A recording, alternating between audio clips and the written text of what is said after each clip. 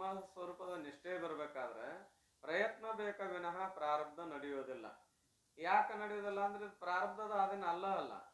ಇದು ಕರ್ಮದಿಂದ ಜನ್ಯಕ್ಕಿತ್ತು ಅಂದ್ರೆ ಪ್ರಾರಬ್ಧದ ಆದಿನಕ್ಕಿತ್ತು. ದೇಹದ ವ್ಯವಹಾರ ಏನೈತಲ್ಲ ಕರ್ಮಜನ್ಯ.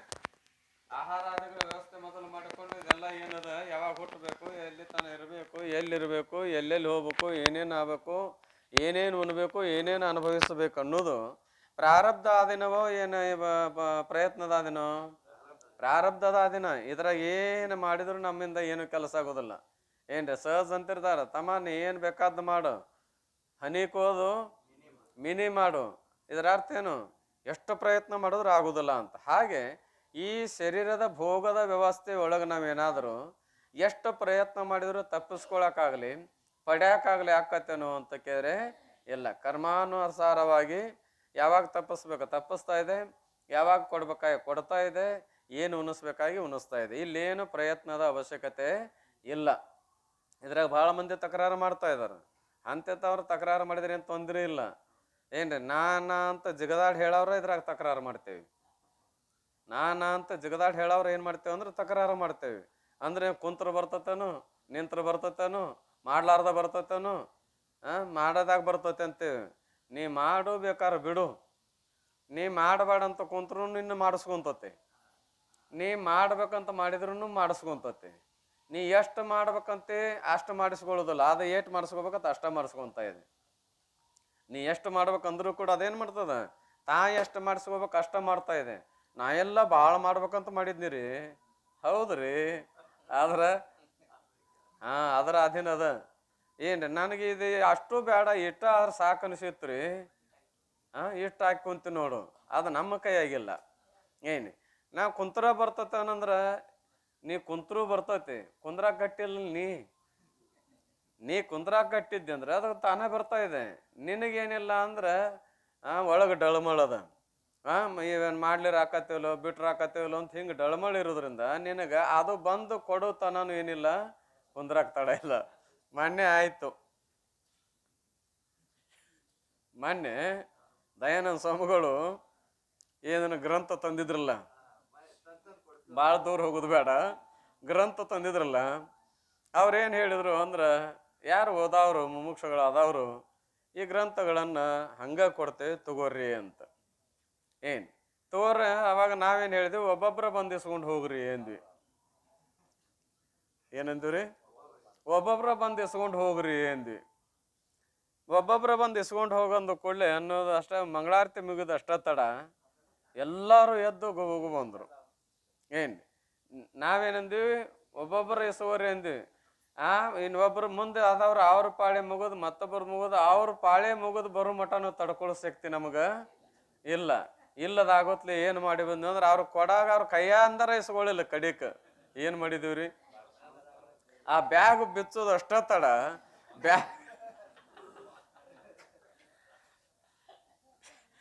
ಏನ್ರಿ ಬ್ಯಾಗ್ ಬಿಚ್ಚೋದು ಅಷ್ಟ ತಡ, ಬ್ಯಾಗ್ನ ಕೈ ಹಾಕಿ ತಾವ ತೊಗೊಂಡ್ರು. ಏನ್ರಿ ಯಾಕೆ ಹಂಗಾಯ್ತು ಅಂದ್ರೆ ಅದು ಕರ್ಮ. ಇದಾದ್ರೂ ಕರ್ಮದ ಅದೇನೇ. ಯಾಕೆ ನನಗೆ ಸಿಗುತ್ತೋ ಇಲ್ಲೋ ಅಂತ ಭಾವ ಮಾಡಿಕೊಂಡು ಎದ್ದು ಓಡಾಡಿ ಬಂದು ತಾವ ಕೈ ಹಾಕಿ ತಕ್ಕೊಂಡ್ರು. ಏನ್ರಿ ಬಸ್ ಹತ್ತುವಾಗ ಬಸ್ಸಿನ ಮಂದಿ ಹೆಂಗೆ ಮಾಡ್ತದಲ್ಲ ಹಂಗೆ ಮಾಡಿಬಿಟ್ರು ಅವತ್ತು. ನಾ ಅಂದೆ, ನಮ್ಮಂಥವ್ರ ಹಣೆ ಬರನೇ ಹಿಂಗದ, ಇನ್ನು ಉಳ್ದವ್ರ ಹಣೆ ಬರ ಹೆಂಗಾಗಬಾರ್ದು ಅಂತ. ಇನ್ನು ಪಾಡ್ರಿ ಅವರು. ಯಾರು ಉಳ್ದವ್ರು ಇನ್ನೂ ಪಾಡ.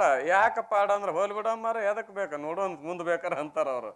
ನಮ್ದು ಹಂಗಾಗಲಿಲ್ಲ. ಇರಲಿ, ಹೇಳೋ ಅಭಿಪ್ರಾಯ ಏನದಂದ್ರೆ ತಡ್ಕೊಳ್ಳೋ ಶಕ್ತಿ ನಮ್ಮಲ್ಲಿಲ್ಲ ಅಂತ. ನನ್ನ ಉದ್ದೇಶ ಏನದ ಹೇಳೋದು, ನೀವು ಹಿಂಗೆ ಮಾಡಿರಿ ಅಂತ ತಪ್ಪು ತೋರಿಸೋದಲ್ಲ. ನಮ್ಮಲ್ಲಿ ತಡೆದುಕೊಳ್ಳುವ ಶಕ್ತಿ ಇಲ್ಲದಕ್ಕಾಗಿ ಏನು ಮಾಡ್ತೀವಿ ಅಂದ್ರೆ ನಿಂದ್ರಗೊಡ್ಲಾರ್ದೆ ಎಬಿಸಿ ಕರ್ಕೊಂಬಂತು. ಏನು ಮತ್ತು ಅದು ಸಿಗೋದಿದ್ರೆ ಸಿಗ್ತದೆ. ಅಷ್ಟು ಪ್ರಯತ್ನ ಮಾಡಿದ್ರು ಕೂಡ ಯಾರಿಗೆ ಸಿಕ್ಕಾವ ಯಾರಿಗೆ ಸಿಕ್ಕಿಲ್ಲ ಗೊತ್ತಿಲ್ಲ. ಹೌದಲ್ರಿ? ಯಾಕಂತ ಕೇಳಿ ಅದು ಇದಾದ್ರೂ ಕೂಡ ವ್ಯವಹಾರ ಪ್ರಾರಬ್ಧ ಅಧೀನನ ಅದ.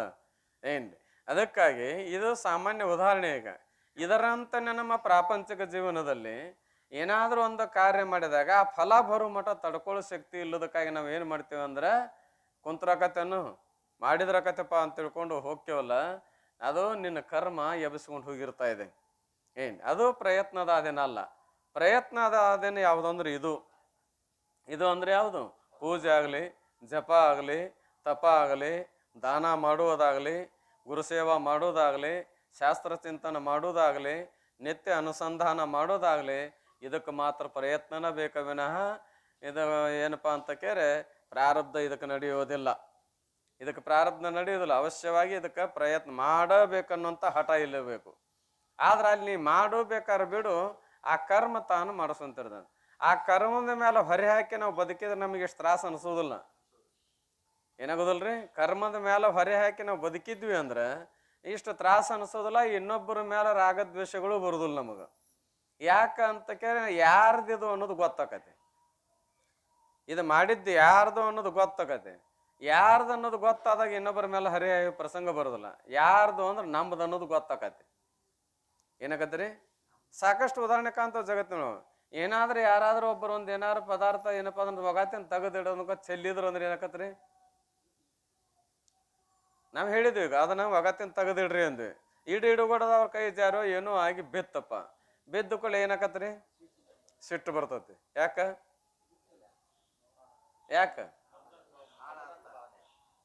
ಹಾಳಾಗೋಲ್ದಾಗ ಸಿಟ್ಟು ಯಾಕೆ ಬರ್ಬೇಕು?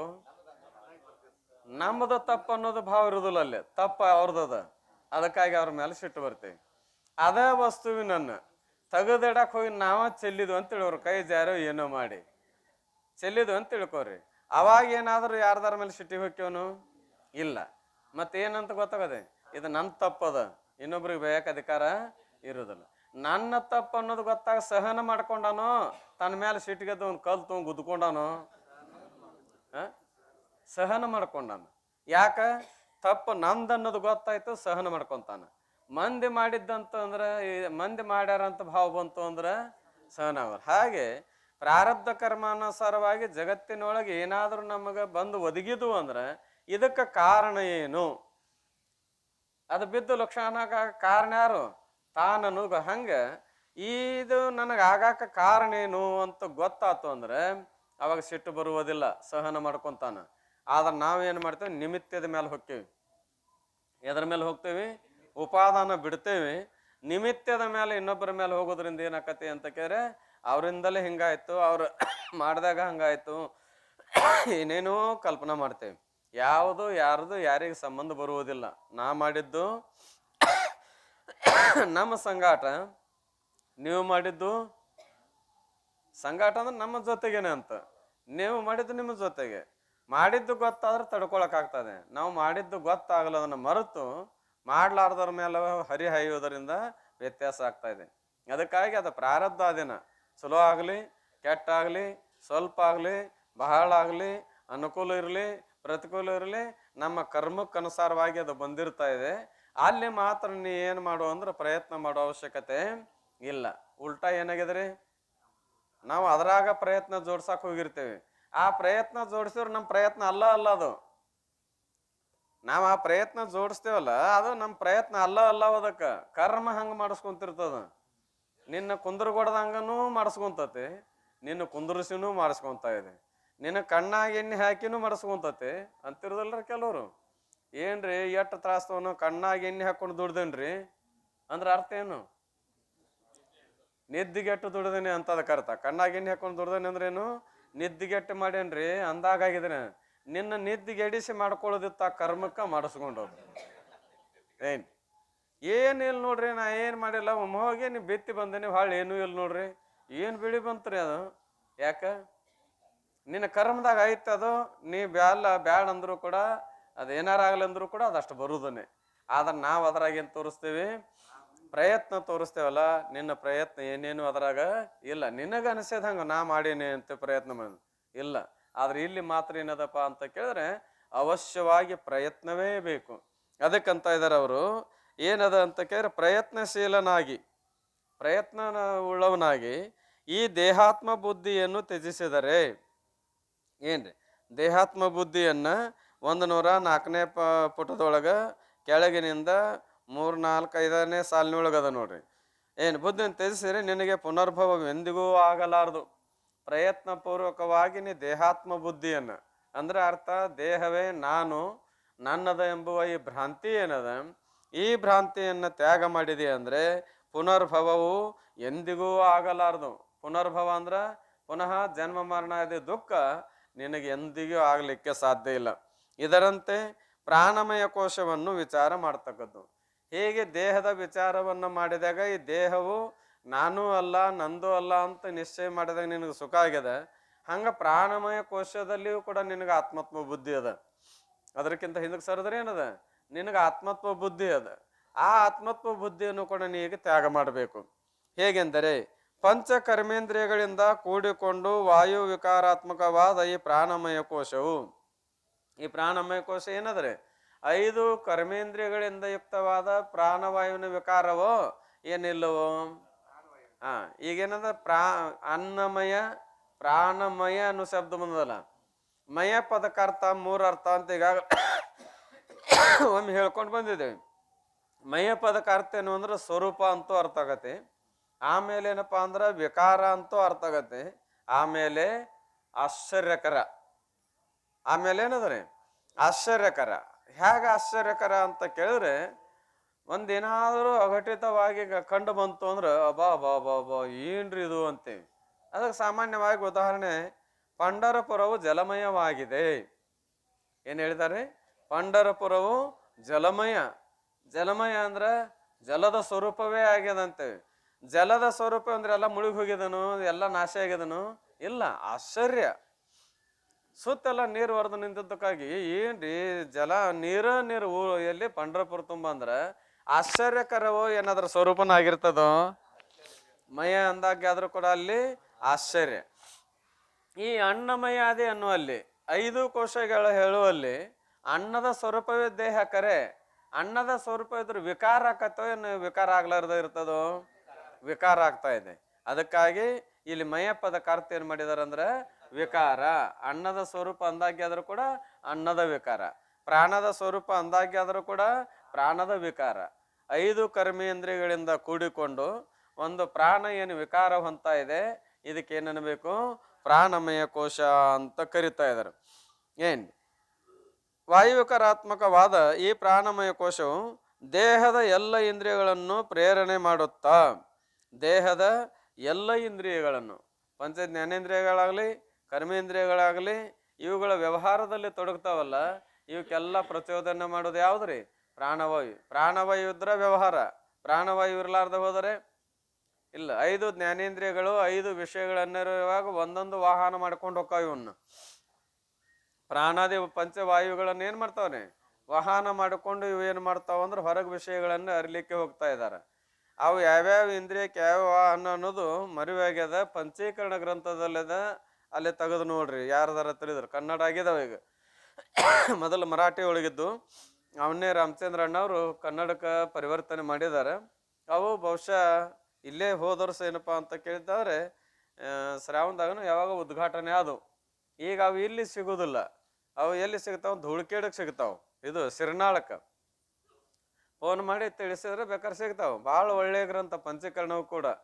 ಏನು ಪಂಚೀಕರಣದಾಗ ಕೆಲವು ವಿಷಯ ಹಿಂಗದಾವು, ಯಾವ ವಿಚಾರ ಸಾಗರ ಪ್ರಭಾಕರದೊಳಗೆ ಹುಡುಕಿದ್ರೂ ಸಿಗುದಿಲ್ಲ ಅಂತ ವಿಷಯ ಕೊನೆಗೆ ಹೋಗಿ. ಏನ್ರಿ ಭಾಳ ಒಳ್ಳೆಯ ಗ್ರಂಥ, ಆರಂಭದ ಗ್ರಂಥ ಅದು. ಆ ಗ್ರಂಥದೊಳಗೆ ಏನಪ್ಪಾ ಅಂದ್ರೆ ಈ ಪ್ರಾಣಾದಿ ವಾಯುಗಳನ್ನ ವಾಹನ ಮಾಡಿಕೊಂಡು ಹೋಗಿ ಏನ್ ಮಾಡ್ತಾವಂದ್ರೆ ವಿಷಯಗಳನ್ನ ಗ್ರಹಣ ಮಾಡ್ತದೆ ಅಂತ ಬರ್ಕೊಂಡು ಬಂದಿದ್ದಾರೆ. ಅದಕ್ಕೆ ಇಲ್ಲಿ ಏನದ ಅಂದ್ರೆ ಪ್ರೇರಣೆ ಮಾಡುತ್ತಾ, ಆ ವಿಷಯಾದಿ ಜ್ಞಾನ ಮಾಡ್ಕೋಬೇಕಾರೆ ಏನ್ ಮಾಡ್ತದ್ರಿ ಇದು? ಪ್ರೇರಣೆ ಮಾಡುತ್ತಾ ಪ್ರಾಣಾಪಾನಾದಿ ಸಂಜ್ಞೆ ಪಡೆದು, ಅವಕ್ಕೆ ಏನ ಹೆಸರಂತ ಬಂತು? ಪ್ರಾಣಾಪಾನಾದಿ ಅಂದ್ರ ಪ್ರಾಣ ಅಪಾನ ಆದಿ. ಆದಿ ಅಂದ್ರ ಉಳಿದೆಲ್ಲವು ಅಂದ್ರೆ ಪ್ರಾಣ ಅಪಾನ ವ್ಯಾನ ಉದಾನ ಸಮಾನ ಪಡೆದು ದೇಹದ ಒಳಗು ಹೊರಗು ಹೋಗೋಣ ಬರೋಣ ಮೊದಲಾದ ಕಾರ್ಯವನ್ನು ಮಾಡುತ್ತಿರುತ್ತದೆ. ಈ ಪ್ರಾಣ ಏನ್ ಮಾಡ್ತದ್ರಿ? ದೇಹದ ಒಳಗ ಹೊರಗ ಹೋಗೋದು ಬರುದು ಮೊದಲಾದ ಅಂದ್ರೆ ಇದು ಒಂದು ಇಂದ್ರಿಯ, ಒಂದು ಪ್ರಾಣದ ಧರ್ಮ. ಇದು ಪ್ರಾಣವಾಯು ಎಲ್ಲಿರ್ತದ್ರಿ? ಹೃದಯ ಸ್ಥಾನದಲ್ಲಿ ಇರ್ತದೆ. ಇದ್ದು ಏನ್ ಮಾಡ್ತಾ ಇದೆ? 21,600 ಸಲ ಹೋಗೋದು. ಎಲ್ಲಿ ಹೋಗೋದು? ಹೊರಗೆ ಹೋಗೋದು, ಬರುವುದು ಅಂದ್ರೆ ಒಳಗೆ ಬರುವುದು. ಹೀಗೆ ಶ್ವಾಸ ಉಚ್ಛ್ವಾಸ ಅಂತೇವಲ್ಲ, ಎಷ್ಟು ಸಲ ಮಾಡ್ತದೆ ಇದು? 21,600 ಸಲ. ಹಗಲು ಎಷ್ಟಾಗಬೇಕು, ರಾತ್ರಿ ಎಷ್ಟಾಗಬೇಕು, ಇದ್ರಾಗ ಸಮನಾಗಿದೆ. ಹಗಲೂ ಅಷ್ಟೇ, ರಾತ್ರಿನೂ ಅಷ್ಟೇ ಆಕತಿ. ಪ್ರಸಂಗಾನುಸಾರವಾಗಿ ಏನಾಕತಿ ಅಂದ್ರೆ ಒಮ್ಮೆ ಹಗಲರ ಜಾಸ್ತಿ ಆಗಿರ್ತದ, ಇಲ್ಲ ರಾತ್ರಿಯರ ಜಾಸ್ತಿ ಆಗಿರ್ತದ. ಮತ್ತು ಜಾಸ್ತಿ ಇರೋದ 21,600. ಹಗಲು ರಾತ್ರಿ ಅಷ್ಟಷ್ಟ ಸಮನಾಗಿ ಹಾಕೋ ಅಂತ ಹೇಳಿದ್ರೆ, ಈಗ ಹಗಲು ಜಾಸ್ತಿ ಆಯಿತು ರಾತ್ರಿ ಕಡಿಮೆ ಆತಂದ್ರೆ ಮತ್ತು ರಾತ್ರಿ ಕೊರತೆ ಬಿತ್ತಲ್ಲ ಅಂತಂದ್ರೆ, ಅದ್ರಾಗ ಪ್ರಾಣವಾಯುವಿನಲ್ಲಿ ಒಂದು ಧರ್ಮ ಏನದಂದ್ರೆ ಹೆಚ್ಚು ಕಡಿಮೆ ಅದನ್ನು ಸರಿಪಡಿಸಿಕೊಳ್ಳೋ ಸಾಮರ್ಥ್ಯ ಅದ. ಹಗಲು ಹೆಚ್ಚಾಗಿ ರಾತ್ರಿ ಏನಾಯ್ತಂದ್ರೆ ಇದೇನು ರಾತ್ರಿ ಇನ್ನಷ್ಟು ಏನು ಬೇಕಂತ ಅದನ್ನು ಸರಿಪಡಿಸ್ಕೊಂಡು ಕೆಲಸ ಮಾಡ್ತಾ ಇದೆ ಅಂದ. ಹೇಗಪ್ಪ ಅಂತ ಕೇಳಿದ್ರೆ ಅದು ಅಂತರಾತ್ಮಕ ವ್ಯವಹಾರ ನಡೀತದ, ಅದು ನಮ್ಗೆ ಅನುಭವಕ್ಕೆ ಬರಲಿಲ್ಲ ಅಂದ್ರೆ, ಈಗ ಹೊಲದೊಳಗೆ ಕೆಲಸ ಮಾಡ್ತಿರ್ತಾರೆ. ಈಗ ಕೆಲಸಕ್ಕೆ ಆಳು ಸಿಗೋದು ಬಹಳ ಕಷ್ಟ, ಮಷಿನರ ಹಚ್ಚಕ್ಕೆ ಬರುವಂಗಿಲ್ಲ. ಆ ಕೆಲಸಕ್ಕೆ ಏನು ಮಾಡೋದಲ್ರಿ, ಮಷಿನ್ ಉಪಯೋಗಾರ ಮಾಡಕ್ಕೆ ಬರೋದಿಲ್ಲ. ಆದ್ರೆ ಏನು ಮಾಡ್ಬೇಕು, ಆಳ ಹಚ್ಚಬೇಕು. ಆಳ ಹಚ್ಚಿರ ದಿನಗೂಲಿ ಕೊಟ್ರೆ ದೌಡ್ ಕೆಲಸ ಆಗಲ್ಲ. ಮತ್ತೇನು ಮಾಡಿದ್ರಿ, ಗುತ್ತಿಗೆ ಕೊಡೋದು. ಗುತ್ತಿಗೆ ಕೊಟ್ಟಾಗ ಏನಾಕತಿ ಅಂತ ಕೇಳಿದ್ರೆ ಹೆಂಗೆ ಸರಿಪಡಿಸೋರು ಅಂತಾರೆ ಅನ್ನೋದು ಹೇಳೋ ಸಲುವಾಗಿ, ಈಗ ಒಂದು ಸಾಲು ಏನಪ್ಪ ಅಂತ ಕೇಳಿದ್ರೆ ಹತ್ತಿ ಬಿಡಿಸಿದ್ರೆ 200 ರೂಪಾಯಿ 100 ರೂಪಾಯಿ ಅಂತ ತಿಳ್ಕೊರಿ. ಎಷ್ಟು ಸಾಲು ರೀ, ಒಂದು ಸಾಲು ಹತ್ತಿ ಬಿಡಿಸಿದ್ರೆ 100 ರೂಪಾಯಿ. ಗುತ್ತಿಗೆ ಒಂದು ದಿನಗೂಲಿ ಗುತ್ತಿಗೆ. ಇವತ್ತು ಐತವಾರ ಸೂಟಿ ಅದ, ಇವತ್ತಲ್ಲ ಅಂದ್ರೆ ಐತವಾರ ಸೂಟಿ ಇದ್ದಾಗ ಏನಾಯ್ತು, ಹುಡುಗರು ಸಾಲಿ ಬಿಟ್ಟು ಮನ್ಯಾಗಿರ್ತಾವ. ಈಗ ದಿನಗೂಲಿ ಆದ್ರೆ ಹುಡುಗರನ್ನ ಕರ್ಕೊಂಡು ಹೋಗಿದ್ದಿಲ್ಲ, ದಿನಗೂಲಿ ಆದ್ರೆ ಹುಡುಗರು ಕರ್ಕೊಂಡು ಹೋಗಿದ್ದಿಲ್ಲ. ಆಮೇಲೆ ಏನಪ್ಪಾ ಅಂತ ಕೇಳಿ ಸಾಲ್ಯಾರ ಸೂಟಿ ಅದ, ಗುತ್ತಿಗೆ ಇರೋದ್ರಿಂದ ಮಗನೂ ಕರ್ಕೊಂಡು ಹೋಗ್ತಾಳೆ ಹೆಣ್ಮಗಳು. ಮಗ ಇರಲಿ ಮಗಳರ ಇರಲಿ ಅವ್ರನ್ನ ಕರ್ಕೊಂಡು ಹೋಗಿರ್ತಾರೆ. ಕರ್ಕೊಂಡು ಹೋದಾಗ ಏನು ಮಾಡ್ತಾರಂದ್ರೆ ಮಾಲಕರಂತಾರ, ಹುಡುಗರನ್ನ ಯಾವ್ದಕ್ಕೆ ಕರ್ಕೊಂಬಂದಿರಿ ಅಂದ. ಅವರು ಬಿಡಿಸ್ತಾರಿ ಅಂದನು. ಏಟ್ ಬಿಡಿಸ್ತೈತೆ ಅಂದ. ಏಟಾರ ಯಾಕೆ ಬಿಡಿಸೋಲ್ರಿ, ಗುತ್ತಿಗೆ ಎಲ್ಲಿ ನಿಮ್ಮದು, ಗುತ್ತಿಗೆ ಎಲ್ಲಿ ನಿಮ್ಮದು ಅಂತಾಳ. ಆ ಸಮಯದೊಳಗೆ ಹುಡುಗ ತಾಯಿ ಎಷ್ಟು ಬಿಡಿಸ್ತಾನನು, ಬಿಡಿಸೋದಿಲ್ಲ. ಆದ್ರೆ ತಾಯಿ ಏನು ಮಾಡ್ತಾಳು, ಏನು ಮಾಡ್ತಾಳ್ರಿ, ತಾನೆಂದು ಸಾಲು ದಡ ದಡ ಮುಟ್ಟಿಸಿ ಹೊಳ್ಳಿ ಅದನ್ನು ಏನು ಮಾಡ್ತಾಳಂದ್ರೆ ಕೂಡಿಸಿ 2 ಸಾಲು ಶುದ್ಧ ಮಾಡ್ಕೊತಾಳ. 2 ಸಾಲು ಶುದ್ಧ ಮಾಡ್ಕೊಳ್ಳೋದನ್ನ ಪಗಾರ ಎಷ್ಟು ಬಿತ್ತರಿ, 200 ಬಿತ್ತಲ್ಲ. ಹಾಗೆ ಈ ಪ್ರಾಣವಾಯುವಿನ ವ್ಯವಹಾರ ಆದರೂ ಕೂಡ ಹಗಲು ರಾತ್ರಿ ಒಳಗೆ ಹೆಚ್ಚು ಕಡಿಮೆ ಆಗಿತ್ತು ಅಂದ್ರೆ ಆ ಪ್ರಾಣ ಮೂಲಕ ಅದನ್ನು ಪರಮಾತ್ಮ ಏನು ಮಾಡ ಅದನ್ನು ಸರಿಪಡಿಸಿಕೊಳ್ಳೋ ವ್ಯವಸ್ಥೆ ಇಟ್ಟಿದ್ದಾನ ಅಂತ. ಏನು ಹೆಚ್ಚು ಕಡಿಮೆ ಆದಕ್ಕಲ್ಲ ಮತ್ತೆ ಶರೀರದ ಸ್ಥಿತಿಗತಿ ಏನಾಕತಿ ಅಂದ್ರೆ ಕೆಡ್ತದ. ಆದ್ರೆ ನನ್ನ ಸರಿಪಡಿಸ್ಕೊಂಡು ಏನಾಗ್ತಾ ಇದೆ ಅಂದರೆ ಒಟ್ಟ 21,600 ಸಲ, ಒಟ್ಟ 200 ರೂಪಾಯಿ ಫಿಕ್ಸ್ ಅಂದಂಗೆ. ಏನು ಎಲ್ಲ ಇಂದ್ರಿಯಗಳು ಪ್ರೇರಣೆ ಮಾಡುತ್ತಾ ಪ್ರಾಣ ಅಪಾನಾದಿ ಸಂಜ್ಞೆ ಪಡೆದು ಏನಂತ ಹೆಸರು ಬಂತು, ನಾಮಗಳು ಬಡದು. ಸಂಜ್ಞೆ ಅಂದ್ರೆ ಏನ್ರಿ, ನಾಮ ಹೆಸರು. ಏನಂತ ಹೆಸರು, ಪ್ರಾಣ ಅಪಾನ ವ್ಯಾನ ಉದಾನ ಸಮಾನ ಅಂತ ಹೇಳಿದ್ರು. ಒಳಗು ಹೊರಗು ಹೋಗೋಣ ಬರೋಣ ಮೊದಲಾದ. ಮೊದಲಾದ ಅಂದ್ರೆ ಒಂದು ವಾಯುವಿನ ಧರ್ಮ ಹೇಳಿದ್ರಿ. ಈಗ ಪ್ರಾಣದ ಧರ್ಮ ಏನು ಅಂದ್ರೆ ಹೊರಗೆ ಹೋಗೋದು ಒಳಗೆ ಬರೋದು. ಇನ್ನು ಅಪಾನದ ಧರ್ಮ ಏನು ಅಂತ ಕೇಳಿದ್ರೆ ಮಲಮೂತ್ರ ತ್ಯಾಗ ಮಾಡೋದು. ಆ ನಂತರ ವ್ಯಾನವಾಯುವಿನ ಕೆಲಸ ಏನಂದ್ರೆ ಸರ್ವಾಂಗದಲ್ಲಿದ್ದುಕೊಂಡು ದೇಹವನ್ನ ಏನಪ್ಪಾ ಅಂದ್ರೆ ಹೊರಳಾಡ್ಸಕ್ಕೆ ಅನುಕೂಲ ಆಗೋದು. ಆಮೇಲೆ ಉದಾನವಾಯು ಉಂಡಂತ ಅನ್ನ ನೀರಾದಿಗಳನ್ನ ಬೇರ್ಪಡಿಸುವ ಕ್ರಿಯೆ. ಸಮಾನವಾಯು ಉಂಡಂತ ಅನ್ನವನ್ನ 3 ಭಾಗ ಮಾಡ್ತಾ ಇದೆ. ಎಷ್ಟು ಭಾಗ ಮಾಡ್ತದ್ರಿ, 3 ಭಾಗ ಮಾಡ್ತಾ ಇದೆ. ಇನ್ನೂ ಹೆಚ್ಚಿಗೆ ಮಾಡ್ತದ ಅಂತ ಬರ್ದಾರ ಅದು ನೆನಪಾಗ್ಲಿಲ್ಲ, ಬರ್ತಿದ್ನಿ ಒಂದಿಟ್ಟು, ಇಲ್ಲ ಓದ್ಯಾರ ಬರ್ತಿದ್ನಿ. ಏನ್ರಿ ಮುಖ್ಯವಾಗಿ 3 ಪಂಚಕರಣದ ಹೇಳಿದ್ದಾರೆ. ಸ್ಥೂಲ ಭಾಗ, ಮಧ್ಯಮ ಭಾಗ, ಕನಿಷ್ಠ ಭಾಗ. ಇದೇನು ಉತ್ತಮ ಭಾಗ. ಸ್ಥೂಲ ಭಾಗ ಅಂದ್ರೆ ಕನಿಷ್ಠ, ಮಧ್ಯಮ ಭಾಗ ಅಂದ್ರೆ 2ನೇ ನಂಬರು, ಆಮೇಲೆ ಉತ್ತಮ ಭಾಗ. ಆ ಅನ್ನದ ಉತ್ತಮ ರಸವನ್ನ ಏನು ಮಾಡ್ತದ ಸಮಾನವಾಯು ಅಂದ್ರೆ ಪ್ರಾಣಕ್ಕೂ ಬುದ್ಧಿಗೂ ಕಳಿಸ್ಕೊಡ್ತದೆ. ಎದಕ್ರೆ ಪ್ರಾಣದ ವ್ಯವಹಾರನೂ ಸೂಕ್ಷ್ಮ, ಬುದ್ಧಿ ವ್ಯವಹಾರನೂ ಸೂಕ್ಷ್ಮ. ಅದಕ್ಕೆ ಉತ್ತಮ ರಸವನ್ನು ಅದಕ್ಕೆ ಕಳಿಸ್ತಾ ಇದೆ. ಆಮೇಲೆ ಅದಕ್ಕಿಂತ ಅಷ್ಟು ಸ್ಥೂಲ ವ್ಯವಹಾರ ಯಾವ್ದು ಅಂದ್ರೆ ನರನಾಡಿಗಳದು. ಆ ನರನಾಡಿಗಳಿಗೆ ರಕ್ತ ರೂಪದಿಂದ ರಸವನ್ನು ಕಳಿಸಿಕೊಡ್ತಾ ಇದೆ. ಆಮೇಲೆ ಏನಪ್ಪಾ ಅಂತ ಕೇಳಿದ್ರೆ ಸ್ಥೂಲ ಭಾಗವು ಕೂಡ ಶರೀರಕ್ಕೆ ತೊಂದರೆ ಕೊಡ್ತದ. ಏನ್ರಿ ಅದನ್ನೇನು ಮಾಡ್ತದ್ರೆ ಹೊರಗೆ ಹಾಕೋ ವ್ಯವಸ್ಥೆ ಮಾಡ್ತಾ ಇದೆ. ಮಲಮೂತ್ರಗಳಿಂದ ಹೊರಗೆ ಹಾಕ್ತಾ ಇದೆ. ಅನ್ನದ ರಸನೂ ಮತ್ತೇನರದು ಅನ್ನ ನೀರಿನ ರಸನೇ ಹೊರಗನು ಹಾಕ್ತಾ ಇದೆ. ಆಮೇಲೆ ಏನಪ್ಪಾ ಅಂದ್ರೆ ಒಳಗ ನರನಾಡಿಗಳಿಗೂ ವ್ಯವಸ್ಥೆ ಮಾಡ್ತಾ ಇದೆ, ಪ್ರಾಣ ಬುದ್ಧಿಗಳಿಗೂ ವ್ಯವಸ್ಥೆ ಮಾಡ್ತಾ ಇದೆ. ಅದಕ್ಕೆ ಸಮಾನ ವಾಯು ಅಂದಾರ. ಅದಕ್ಕೆ ಆ ಅನ್ನದ ರಸದಲ್ಲಿ ಸಮಾನ ಭಾಗ ಮಾಡಿ ಯಾವ್ದು ಕನಿಷ್ಠ ಉತ್ತಮನ್ನು ಗುರುತಿಸಿ ಏನ್ ಮಾಡ್ತಾ ಅಂದ್ರೆ ಹೊರಗಾಗ್ತಾ ಇದೆ. ಏನ್ ಆದ್ದರಿಂದಲೇ ಹಸಿವೆ ನೀರಡಿಕೆಗೆ ಅಧೀನವಾಗಿರುತ್ತದೆ. ಈ ಪ್ರಾಣ ಏನದಪ್ಪ ಅಂತ ಕೇರೆ ಅಲ್ಲೆಲ್ಲಿ ಇದ್ದುಕೊಂಡು ಆಯಾಯ ವ್ಯವಹಾರ ಮಾಡೋದ್ರಿಂದ ದುಡಿಯೋದ್ರಿಂದ ಹಸಿವಾಕತ್ತೇನಿಲ್ರಿ, ಯಾಕೋ ಹಸಿವ ಆಗವಲ್ದ್ರಿ ಇವತ್ತ ಅಂತಿರ್ತಾನ. ಮತ್ತು ಕುಂತ ಉಂಡ್ರೆ ಹೆಂಗೆ ಹಸಿವಾಕತ್ರಿ, ಅದು ದುಡಿಬೇಕು ತಾನು ಹಸಿವಾಕತ್ತೆ ಅಂತ ಸಹಜ ಅಂತೇವಿ. ಹಾಗೆ ಈ ಪ್ರಾಣ ಕ್ರಿಯೆ ಮಾಡುವುದರಿಂದ ಆಯಾಯ ಸ್ಥಾನಗಳಲ್ಲಿದ್ದುಕೊಂಡು ಆಯಾಯ ಕ್ರಿಯೆಗಳನ್ನು ಮಾಡುವುದರಿಂದ ಅದಕ್ಕೇನದಪ್ಪ ಅಂದ್ರೆ ಕ್ರಿಯೆ ಆಗುವುದರಿಂದ ಹಸಿವದ. ಅದಕ್ಕೆ ಪ್ರಾಣದ ಧರ್ಮ. ಹಸಿವು ತೃಷೆಗಳು ಯಾರ ಧರ್ಮ? ಪ್ರಾಣದ ಧರ್ಮ. ಮನುಷ್ಯ ದುಡುದ ಅಂದ್ರೆ ಹೊಟ್ಟೆನೂ ಹಸಿವು ಆಕತಿ, ನೀರಡಿಕೆನೂ ಕೂಡ ಸಹಜವಾಗಿ ಹಾಗೆ ಆಗ್ತಾ ಇದೆ. ಏನ್ ಮತ್ತು ಇಷ್ಟಾನಿಷ್ಟಗಳು ತನ್ನನ್ನು ಪರರನ್ನು ತಿಳಿಯುವುದಿಲ್ಲ. ಏನ್ ಆ ಸಮಯದೊಳಗೆ ಏನಾಕತ್ತಪ್ಪ ಅಂದ್ರೆ ಈ ಹಸಿವು ನೀರಡಿಕೆಗಳು ಅದೇನದ. ಆಮೇಲೆ ಇಷ್ಟ ಅನಿಷ್ಟಗಳು ತನ್ನನ್ನು ಪರರನ್ನು ತಿಳಿಯುವುದಿಲ್ಲ. ಇದು ಯೋಗ್ಯ, ಇದು ಅಯೋಗ್ಯ, ಇದು ನನ್ನವರು, ಇವರು ಮತ್ತೊಬ್ಬರು, ಹಿಂಗೇನಾರು ಗುರ್ತಕತನು ಇಲ್ಲ. ಆದ್ದರಿಂದ ಪ್ರಾಣಮಯ ಕೋಶವು ಜಡವಾಗಿರುತ್ತದೆ. ಅದಕ್ಕೆ ಏನಾರು ಇದು ಯೋಗ್ಯ ಇದು ಅಯೋಗ್ಯನು ಗೊತ್ತನ್ರಿ, ಇವರು ನನ್ನವರು ಇವರು ಮತ್ತೊಬ್ಬರು ಅನ್ನೋದು ಗೊತ್ತಾಕತ್ತೇನು ಇಲ್ಲ. ಅದಕ್ಕೆ ಏನೂ ಗೊತ್ತಿಲ್ಲ ಅಂದ್ರೆ ಅದಕ್ಕೆ ಏನು ಅನ್ಬೇಕು? ಜಡ ಅನ್ಬೇಕು. ಚಂದ್ರೋದಯದಲ್ಲಿ ಏನು ದೃಷ್ಟಾಂತ ಕೊಟ್ಟಾರಂದ್ರ, ನಿನ್ನ ಪ್ರಾಣವೇ ಆತ್ಮ ಆಗಿದ್ದಾದ್ರ ಮನೋ ಆತ್ಮವಾದಿ ಪ್ರಾಣ ಆತ್ಮವಾದಿಯನ್ನ ಖಂಡನ ಮಾಡುವಾಗ ಏನ್ ಪ್ರಾಣ ಆತ್ಮವಾದಿ ಏನು ಮಾಡಿದ ಅಂತ ಕೇಳಿದಾರೆ, ದೇಹಾತ್ಮವಾದಿಯನ್ನ ಇಂದ್ರಿಯಗಳ ಆತ್ಮನ ಅವರು ಖಂಡನ ಮಾಡ್ತಾ ಇದ್ದಾರೆ. ಏನ್ ನಮ್ಮ ಇಂದ್ರಿಯಾದಿಗಳು ನೋಡೋದು ಕೇಳೋದು ಹೇಳೋದು ವ್ಯವಹಾರ ಮಾಡಲಿಲ್ಲ, ನಿನ್ನ ದೇಹ ಏನು ಮಾಡ್ತಾ ಇದೆ ಅಂತ ಅವರು. ಅವಾಗ ಪ್ರಾಣಮಯ ಕೋಶನವೇ ನನ್ನ ಪ್ರಾಣವೇ ಇರಲಾರ್ದ ಹೋದ್ರೆ ನಿಮ್ಮ ಇಂದ್ರಿಯಗಳು ಏನು ಮಾಡ್ತಾವ ಅಂತ ಇವ. ಆಮೇಲೆ ಪ್ರಾಣವಾಯುವನ್ನ ಖಂಡನ ಮಾಡು ಮನೋಮಯವಾದಿ, ನಿನ್ನ ಪ್ರಾಣವೇ ಆತ್ಮ ಆಗಿದ್ರೆ ಜಾಗ್ರ ಮತ್ತು ಸ್ವಪ್ನದಲ್ಲಿ ನಿನ್ನ ಪ್ರಾಣದ ಕೆಲಸ ಅದ. ಜಾಗ್ರದಲ್ಲಿ ಪ್ರಾಣವಾಯುವಿನ ಹೊರದ, ಸ್ವಪ್ನದಲ್ಲಿ ಪ್ರಾಣವಾಯು ನಡೆದಾಗ ಕೆಲಸ ನಡೆದದ. ಸುಸುಪ್ತಿ ಅವಸ್ಥೆಯಲ್ಲಿ ನಿನ್ನ ಪ್ರಾಣ ಇಲ್ಲನು. ಸುಸುಪ್ತ ಅವಸ್ಥೆಯಲ್ಲಿ ನಿನ್ನ ಪ್ರಾಣ ಅದ. ಒಂದ್ ವೇಳೆ ಅಲ್ಲಿ ಪ್ರಾಣ ಇಲ್ಲ ಅಂತ ಅರ್ಥ. ಅಂತಃಕರಣ ಲೀನವಾದಂಗ ಪ್ರಾಣವು ಲೀನವಾಗಿತ್ತು ಅಂದ್ರ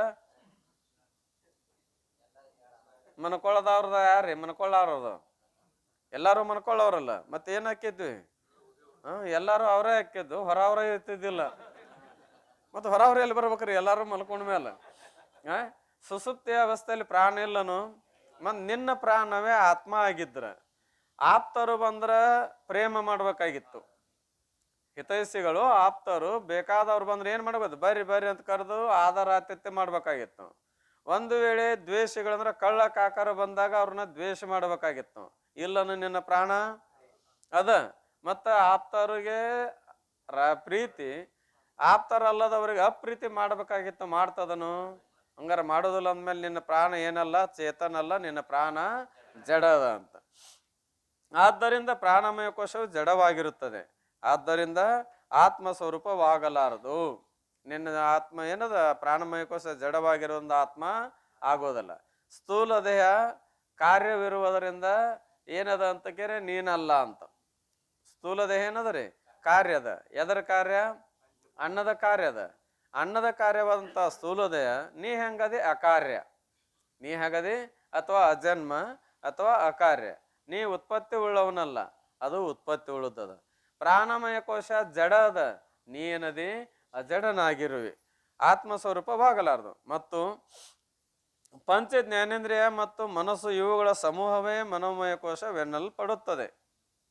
ಈಗ ಪಂಚ ಜ್ಞಾನೇಂದ್ರಿಯ ಒಂದು ಪ್ರಾಣ ಕೊಡಿ ಪ್ರಾಣಮಯ ಕೋಶ ಅಂತ ಹೇಳ್ಬೇಕಾಗಿತ್ತಲ್ಲ. ಪಂಚ ಕರ್ಮೇಂದ್ರಿಯಗಳು ಬುದ್ಧಿ ಕೊಡಿ ಮನಸ್ಸು ಕೊಡಿ ಮನೋಮಯ ಕೋಶ ಅನ್ಬೇಕಾಗಿತ್ತಲ್ಲ. ಪಂಚ ಕರ್ಮೇಂದ್ರಿಯಗಳನ್ನ ಪ್ರಾಣಕ್ಕೆ ಜೋಡಿಸಿದ್ರು, ಪಂಚ ಜ್ಞಾನೇಂದ್ರಿಯಗಳನ್ನ ಮನಸ್ಸಿಗೆ ಜೋಡಿಸಿದ್ರು. ಏನು ಕಾರಣ?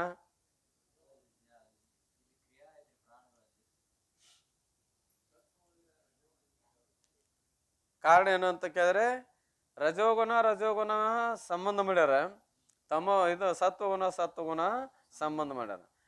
ಪಂಚ ಕರ್ಮೇಂದ್ರಿಯಗಳು ಏನದಾವು? ರಜಗುಣದ ಕಾರ್ಯದ. ಪ್ರಾಣವು ಏನದ ರೀ? ರಜಗುಣದ ಕಾರ್ಯದ. ಕರ್ಮೇಂದ್ರಿಯಗಳು ರಜಗುಣದ ಕಾರ್ಯ. ಹೆಂಗ ರಜಗುಣದ ಕಾರ್ಯದವ್ರವು? ಅವು ರಜಗುಣದ ಕಾರ್ಯನೇ. ಇರ್ಲಿಲ್ಲ ಕ್ರಿಯೆ ಆಯ್ತಲ್ಲ ಒಪ್ಪುನು. ಹೌದು ಕರೆ, ಹೆಂಗ ರಜೋಗುಣದಿಂದ ತಯಾರಾಗ್ಯಾವ ಅಂತ.